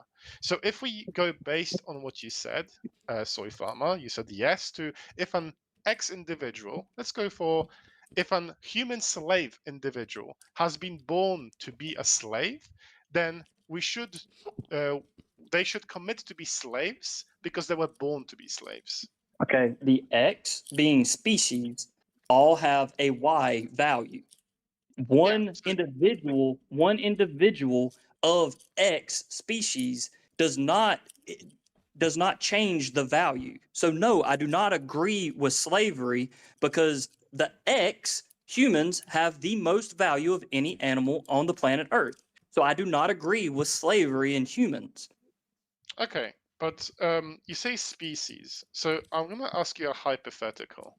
This is going to be a very this is the hypothetical I usually ask people to get down to the exact reasoning behind this and see your specific ethics. I want you to hold on to this hypothetical, even if it's extreme, okay? You ready? Okay. Yep. Okay. Let's say the Jewish individuals during the World War II era were actually never Homo sapiens. They were completely different versions of humans. They were not even humans, right? We can look into like a category of different Homo genes and whatever. They were completely not human at all. And let's say Hitler told you that these individuals were born to be killed by Nazi regime. Would you have no issue with that? With that overall? Okay. In this extreme hypothetical, can X, the Jews, can they speak? Can they ration to humans? Can we relate to X? They have all of the properties that non-humans have. So now you're just saying the Nazis had cows. I'm not saying that. What you're saying? I'm just saying the Jewish non-humans during that time had all non-human properties. So they couldn't talk. They had their own voice. They had their own versions of communications that we that is almost identical to other non-humans. Making noises, just like imagine any other non-human and how they communicate. So they're chimpanzees. So they're chimpanzees. It can be whatever. It's a non-human language. Birds are non-humans and they have a non-human language. Cats are non-humans and they have their own language. This is absolutely ludicrous. But if they were non-human, if they were completely non-human, and they had them for, say, a beef industry, that would be a totally different thing than what you're comparing it to. We're talking about fucking the Holocaust. This is two totally different things. You're not going to get me to compare the Jews that were in the Holocaust to fucking animals. You yourself are making an example, dehumanizing Jews, and that's fucking ludicrous. Do you understand the hypothetical? Because I never said that they're human. Yeah, but you're talking about the Jews in the Nazi Holocaust. Yeah, they're not human. They have some kind of background right? That links them to something that makes them kind of Jewish. But all I'm saying is they're not human. They've never been human, and they have no human traits. They're not human at all. Okay, then we're not talking about humans. So stop even I stop never said using. humans. Wait, I never said humans. I never ever said humans. I kept You saying said Nazis and Jews. Those are two different no, groups of humans. non-humans, like literally, I would just call them animals because there seems to be like a weird thing. So they are animals, right? They have some ancestry to something Jewish. I don't know. What are you talking about, dude? Like, no, if they had goats and they killed all their goats, that wouldn't be a problem to me. If they had something resembling a fucking human, then yes, that would be a fucking problem because they are What's that thing? human. What is that thing? Seems to be What is getting that really thing? emotional and upset, so maybe I can try a different thought experiment Can I just because ask this one seems to be. quick question? He's really upset now. Like, what are you talking about? You're trying to get me to say that killing humans is okay? Is that what you're trying to get me to say? Okay, Joe. Trying to get you to say anything. We're just trying to establish what your values are. Yeah, my values are humans are the most valuable forms of life on Earth. Period. Point blank. Any But let me other try. Let me species- try a different thought experiment. Would you be okay with like chimpanzee farming? No, I wouldn't because they share so much Okay. genetics to us that they Okay, are closer to value. So to let's us slow than down. other So it's not let's just slow down. So it's not human then. So there's some line between chimpanzee and cow, which makes it okay to cut a cow's head off for unnecessary stuff. Is that right? There's a lot of factors like relatability, companionship, different things that have encoded into our genetics that make animals of different species more valuable than others. For example, you there's wouldn't some have line. a problem killing There's a some. rat that was tainting all your food in your house, but you would have a problem there's killing a a deer if you tried to justification get in your there. house. There's a justification there, but for like the self-defense justification. But your justification is literally, I just want food because it's yum yum. So there's a different justification there. And you wouldn't do that for a chimpanzee. You wouldn't do that for a chimpanzee, correct? You said that's morally wrong. So there's some line between chimpanzee and cow, which makes it okay to kill the cow for unnecessary reasons, where it's not okay to kill the chimpanzee. And what is that reason?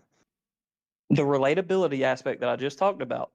They're our closest cousin on this earth. We relate to them on a genetic level. They're not. Okay, how about a bonobo? How about a bonobo then? Or a spider monkey? Can we kill those for unnecessary stuff? Spider monkeys are far less than chimpanzees. I will admit that I'm a species. Yeah, I'm trying to find where the line is. Can we farm spider monkeys for unnecessary stuff? I wouldn't say farming monkeys, but when it comes to certain tribes that eat monkeys, I'm asking you about farming. Yeah, specifically about farming. Me specifically? No, that wouldn't be a very so viable. it's not spider monkeys. Let's go down the line. How about a dog? Is it justifiable to farm dogs for unnecessary stuff? Again, it's relatability. We've been genetically coded to see dogs as companions, same as cats and horses.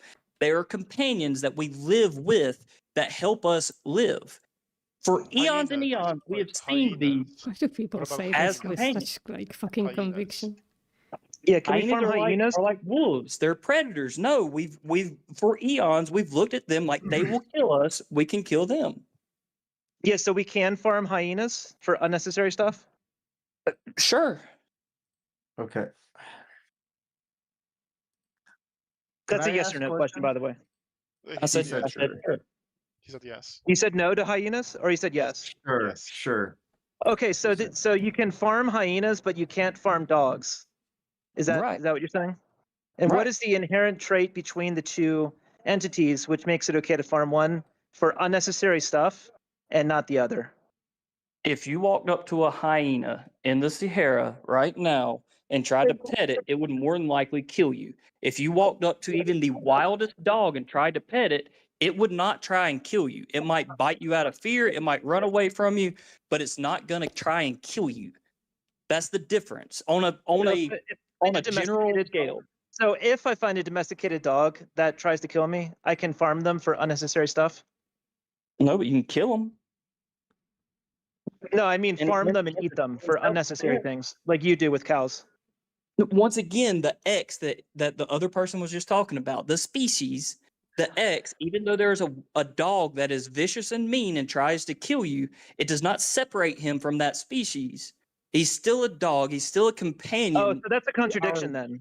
That's a contradiction. You said that the trait was that they'll try to kill you, but it's also that's not the trait because that dog has that trait.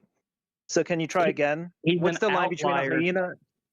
He's an outlier in the species. 99.9% of dogs domesticated dogs that you encounter right now, if you go outside, will not try and kill you. 99.9% of hyenas would try and kill you to eat you. It's an outlier of the X. Yeah. If I find that outlier dog and then breed more of those into existence for food, that's justifiable in your view? No, because I see dogs as companions. The species. Bro, you keep contradicting yourself over and over. Fucking embarrassing. About the dogs too. I think you're mistaken about the dogs too. If you intrude in somebody's property, most dogs are going to attack you and try to kill you. Yeah, they're protecting their owners. They're not going to try and kill to eat you. They're not predators. They're not going to. This is vibes. Let's finish this because this is pure vibes. You're not even thinking of the animals themselves. Joe is asking you literally, what's the difference in the animal, and you say my vibes. What I think about those animals, that's the difference. Like, how would even hyenas being? How I'm talking? How would even hyenas being like being able to kill you would mean that you can farm them? Like, what's even the connection there? I don't even know. So you're just like vibing at us. You're just like, well, because of this stupid reason. No, tell us what's the difference in the animal. I just told you the difference. Well, why is that different? Why does that? Why is it? Be quiet. Why is this? Be quiet. Why is this difference morally relevant? It's genetic. It's what do you mean genetic? To value a species. It's like what? Do you think Chinese people are different in genetics from you? Because they don't value dogs like at all. They eat them. Once again, it's a culture. Yeah, so it's a culture. It's not fucking genetics, is it? So you are bullshitting at us. And I don't know why we should continue listening to you. Talking about X and Y. 93, 97%. It's culture genetic. It's culture genetic. It's culture genetic. It's culture genetic. Yes, culture is genetic. Culture is genetic. That means when you change something in your culture, your genes change? What's that? When you change something in your culture, then it means that your genes change? If you stay in the same culture for eons and eons and generations after generations, yes, the genetics change. So hold on. So when we abolished slavery, did the genes of white people change in the US? 90% of people, the mass That was a yes or no, by the way. Yeah, that was a yes or no. Just a yes or no, quick yes or no. You can't just say that and then brush it across. The mass majority of people before the abolition of slavery did not agree with slavery in the first place. So when but the culture changed and but the culture changed and we abolished slavery. So does that mean that the genetic substance of white people changed right there? When you abolished slavery? Just said the mass majority already. So it's a yes or no question. So I would love a yes or no answer. So does that mean when you changed the culture of slavery, does that mean that white people's genetic composition change? Yes, eventually, yes. Oh my god! Do you think wait? Do you think Chinese people have a different genetic composition that makes them want to eat dogs? Yes. Oh, they have a dog-eating gene? The genetic code makes up everything from instincts to diet. Wait. Did you just say that Chinese people have a dog-eating gene? They have a genetic code that makes it less morally wrong to eat dogs than Oh, that's Western crazy. society. So Let me the ask you Chinese. another Hold on, quick hold on, question. hold Let me on. ask a quick. Okay, go. So Chinese people actually, so the country of the region of China, they actually changed the law and they vowed to stop eating dogs by 2028, I think. So does that mean that the genetic composition of Chinese people is gonna change in 2028? No, it'll take. Yeah, so it'll you're take a full of long shit. time, There you but go. eventually, yeah. VPN, let me do another quick one. Yeah, go on. Do you believe that there's like hypothetical aliens that might exist, like Vulcans? Like, do you think that could exist somewhere out in the universe? I have absolutely no idea. Yeah, do you think it's like hypothetically possible that hyper-intelligent aliens exist, like you see in movies? Statistically, it's impossible to say no. Okay, so if those aliens exist, did we genetically evolve to not eat them? Well, they're unknown to us. They're completely Yeah, exactly. foreign So to our exactly. So we genetics. wouldn't have evolved to have any intuitions about eating them or not. So would it then therefore be moral, on your view, to factory farm Vulcans? Once again, this is an Yeah, just impossible on your thing to view, answer based on because what you said nobody earlier, knows would it if be aliens exist. ethical to farm Vulcans? I don't see why it would be unethical, but nobody would do it because nobody would want to eat an alien because they're foreign to us. So is it ethical or not to farm Vulcans for unnecessary stuff? I don't know, And like dude. chop their heads off? I don't know, dude. I don't know. Just based on your reasoning, it would be a yes, because we didn't evolve genetically to have any attitudes, yes or no to that. So Yeah, that's they're a yes on the foreign, bullet meaning point. we wouldn't You touch can farm them. Vulcans? It's like mushrooms. When you encounter a mushroom you don't know, you don't touch it. Like there's no intuition on whether or not to eat it because you don't know what it is. Personally, if you're asking me personally, no, I wouldn't eat a Wait, fucking. you think fruit you people just have said. intuitions about poisonous mushrooms? What's that? You think people have intuitions about poisonous mushrooms?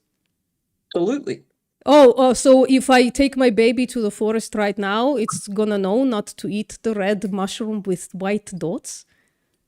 Generally speaking, humans stray away from eating mushrooms. No. If I take a baby they to know a forest exactly what it right is. now, if I take a baby to a forest right now and there is a red mushroom with white dots, you think the baby gonna know not to eat that mushroom? Okay, first off, babies don't Sorry, have that's a an yes or no attack- question. So babies are humans, I assume, and instinct is something that exists in babies, right? I'm like- not saying it Yeah, exists in so the babies. question They're is, if I take a incapable of baby right acting. now into the forest and there is a mushroom, is it gonna have the baby, is it gonna have the instinct to not eat that poisonous mushroom? It may or may not. I don't know how You're how a dumbass. young instinct. You're out of your over. fucking mind. That's a contradiction, by the way, because you did say that human beings have instincts not to eat poisonous mushrooms, but all of a sudden, when I put a baby in front of a poisonous mushroom, you say, I don't know if it's gonna have an instinct or not. So you're full of shit. baby. Just make sure to tell us right here, right now, that you're full of shit because you just contradicted yourself. And you contradicted yourself earlier by saying that culture is... saying I don't know what a fucking baby would do when it comes to a mushroom. Yeah, a baby is a human saying? being, and if you say we fucking have baby. instincts to not eat poisonous mushrooms, you just contradicted yourself. Next time you come to the debate, you should bring empirical evidence that Chinese people have a dog-eating gene, and then also try not to be hungover. Empirical evidence like a fucking Vulcan lives and we're going to start farming them. Like, Well, that was a just hypothetical. That wasn't an empirical claim. That wasn't I said it empirical was claim, though. hypothetical, but you said Chinese people have a dog-eating gene. Yeah. Mine was I didn't say they hypothetical. have a Yours was an dog-eating empirical gene. claim. I said they have genetic lining that does not have the same moral obligations against eating dogs, and it's Yeah, that's an obvious empirical because they claim. fucking do it. That's an empirical claim, whereas Joe's was a hypothetical. It doesn't require empirical evidence. Yeah, but now he's comparing fucking Jews to animals. No, What he's is not wrong doing with y'all anything. people? Oh, sweetie.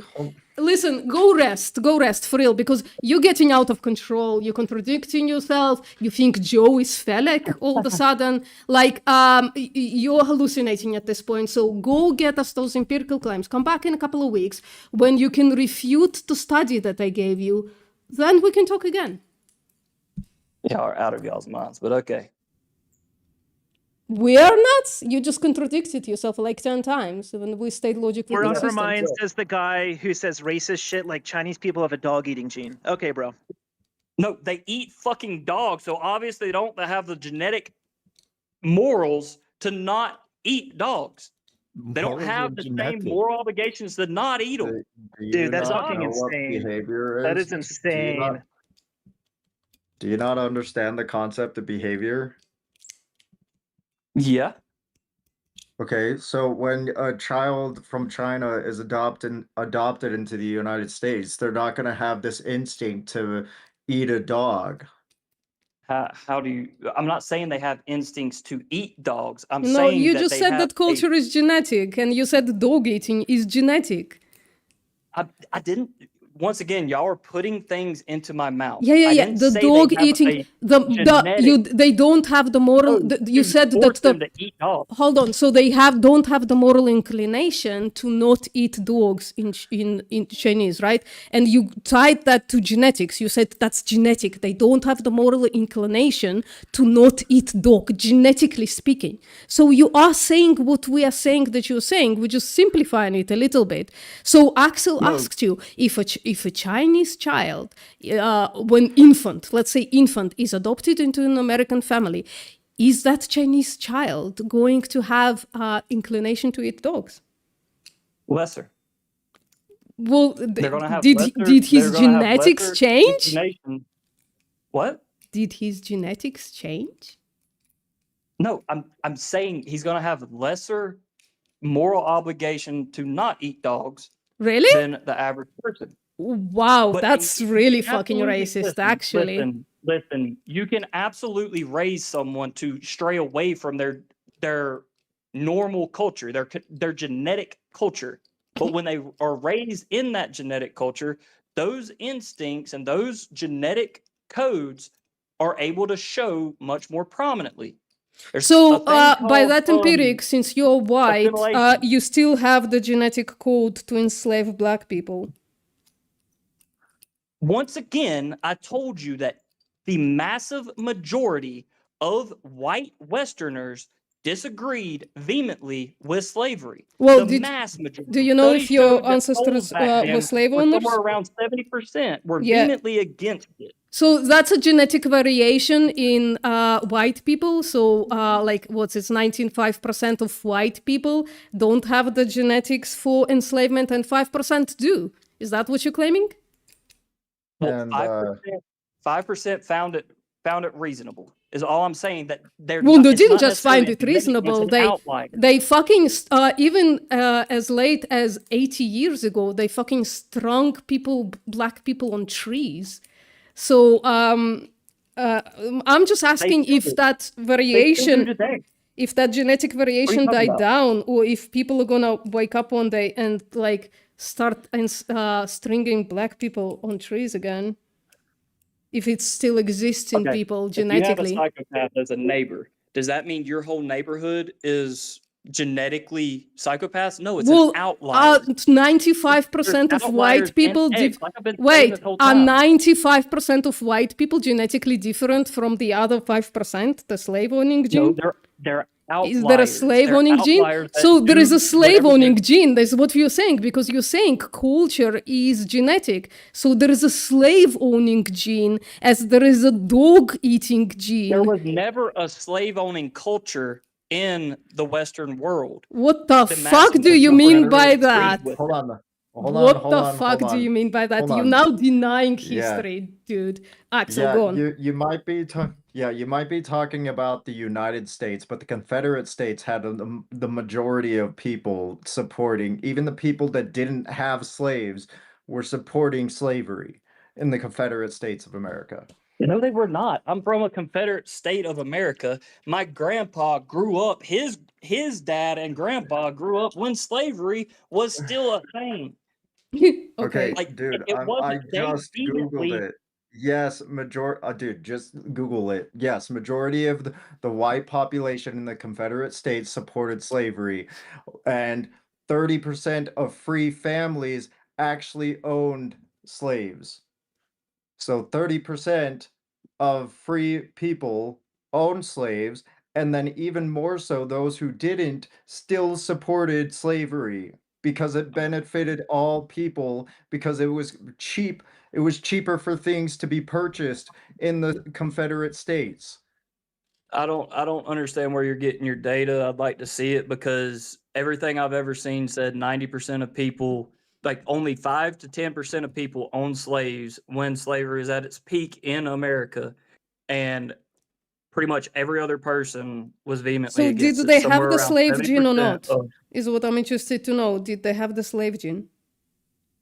No, they didn't, because the mass majority was So against. There was never a slavery culture in wait, America. but it was a slavery culture, and so at least in 10% of the population, so culture appears to not be genetic, according to you. They were So that's outliers. another contradiction there, my dude. You're just talking out of your ass, just admit it. You're just making shit up. They're As you just go. outliers. 10% of the population of dogs would So ruthlessly kill you. culture is not genetic then? Culture is genetic. So But the slave there was culture is never a not slavery genetic culture though? in the United States. That's your There's a slavery culture behavior. in parts of Africa and Asia. Absolutely, there is slavery culture in those places. Hold up. Almost everyone there is just part of their life. No one would disagree with it. Whereas in the Western world, there was always a resistance by the majority against slavery. Always. Okay, so this website shows that South Carolina in December 20th of 1860, 40% of slave there was 46 of slave percent of slave owning families. And then 50% of 57% of the population were enslaved. And South Carolina was the capital of agriculture for the United States. It only had maybe, I would say, 7 to 8% of the nation's population of the 13 colonies. Yet What state did you say? You're in North Carolina? I live in North Carolina. South Carolina was the capital of Why we try and extrapolate data about a country from one state? Because there was a very small white population compared to the other colonies in South Carolina, but they were all slave owners. So of course the ratio is going to be skewed, that more people would be obligated by just sheer money to say that they supported slavery because they owned slaves. It was an agriculture culture in South Carolina. The point is the total population of all the Confederate states, this website still points out that the whole country of the Confederate States of America, 30% of the entire Confederate States of America owned slaves. Okay, and back to what I was saying, the South was predominantly agriculture. There was very few cities in the South. All the cities were up north, around New York, Virginia, DC. Yeah, that's the United States. The Confederate States are the South, okay? Confederate States of America were a different country at the time. They branched out from the United States. They branched out. They had their own president, and during the time, they had 30% of the population was owning slaves. So this country, the Confederate States of America, which had their own president, they attempted to have a president. They attempted to secede. They never were. During the war, they had their own president. They didn't gain independence, but they still had their own president functioning against the Abraham Lincoln. It was an official, not independent country. You can be a country that is not independent and still be an official country. Sorry, can we move on from this? And actually, can you fucking leave already? I asked you like 2 hours ago to leave and go refute my study. Yeah, you're grown-ass man. You can listen just to the owner of the server and leave. Well, you can also have the function of kicking me, but as soon as I figure out how to leave out of this thing, I'm going. Bro, there's a a hang up, huge red disconnect. button on the fucking bottom. Holy Bro. fuck, man. I wanted to ask one question, man. Like, No, fuck I it. grew up Sorry. with the cow eating gene, and at some point I changed. So did I do genetic manipulation of myself? Yeah, I don't How know. does that work? I didn't get to ask any of the questions that I wanted. I had so many questions that it Well, was just bro, like, we did kind of gang up on him, so it's like, just fucking leave. Because yeah, the whole point was, right, he was like, oh, look at this data. I disagree. And like, yeah, I just need him to refute this thing if he disagrees with it. Even when I showed him the fucking chronometer, right? I showed him a chronometer saying that tofu per calorie has more protein than 80% lean beef. I disagree. And then his evidence for it was just like a completely different claim. So he's a gibberish generator, man. Oh my God, culture is genetic. Get the fuck out. yeah. Not to mention, he said that he cares about like crop deaths and everything, but yet he was also talking like right as I came in, he was talking about how many deer he hunts in a day. Yeah. Like, what the fuck are you talking about? You care about crop deaths? Like, you were just talking about how many deer you hunt in a day. Well, I don't think he was like 20 or. I don't think he was making the claim that he gives a shit. He literally treats animals like objects. He was just saying, for the soybean that I mostly sell for feed. Oh, it's I just the blah Nirvana blah blah. fallacy then. Yeah, Hmm. it was just a appeal to Gotcha. hypocrisy. It wasn't like he doesn't give a shit, which is what usually crop deaths are. He seems to give a shit about dogs and chimpanzees, though. Very strange. Yeah. Well. Yeah, that was the thing that I wanted to ask him or like bring up is that like we're not even like saying that we're the same. We just grant that animals have the same desire to live that humans do and the same desire of wanting their autonomy respected. But yeah, it's fine. Cringe. I was kind of getting a little muddled with my audio. Did he bite the bullet that we can farm Vulcans? I missed it. I missed that as well. I'm out, guys. I was supposed to be streaming for only like an hour, and it's been 3+ hours. 3 hours, yeah. I just couldn't help myself. I had to start clowning on him at the end there. Dude, the Chinese genetic thing was wild. Holy shit. Oh, he didn't answer the Vulcan thing because he said we don't know how to interact with the meat of Vulcans, so we don't have instinct toward it. And then he went into mushrooms. And then humans have instinct to not eat poisonous mushrooms, but babies don't. Oh. Yeah, I didn't even say meat. I made it clear that it was farming Vulcans for unnecessary stuff, but it was too hard to like really clarify that because he was just so triggered at that point. He was so emotional with the Holocaust thing. Yeah. Yeah, that was a problematic move for him, I suppose. Which the whole instinct of eating poisonous mushrooms is also a lie. Like people have been eating poisonous mushrooms for I don't even know how long. Like, literally, there is like a mushroom that kind of looks like portobello on top, but then it has gills.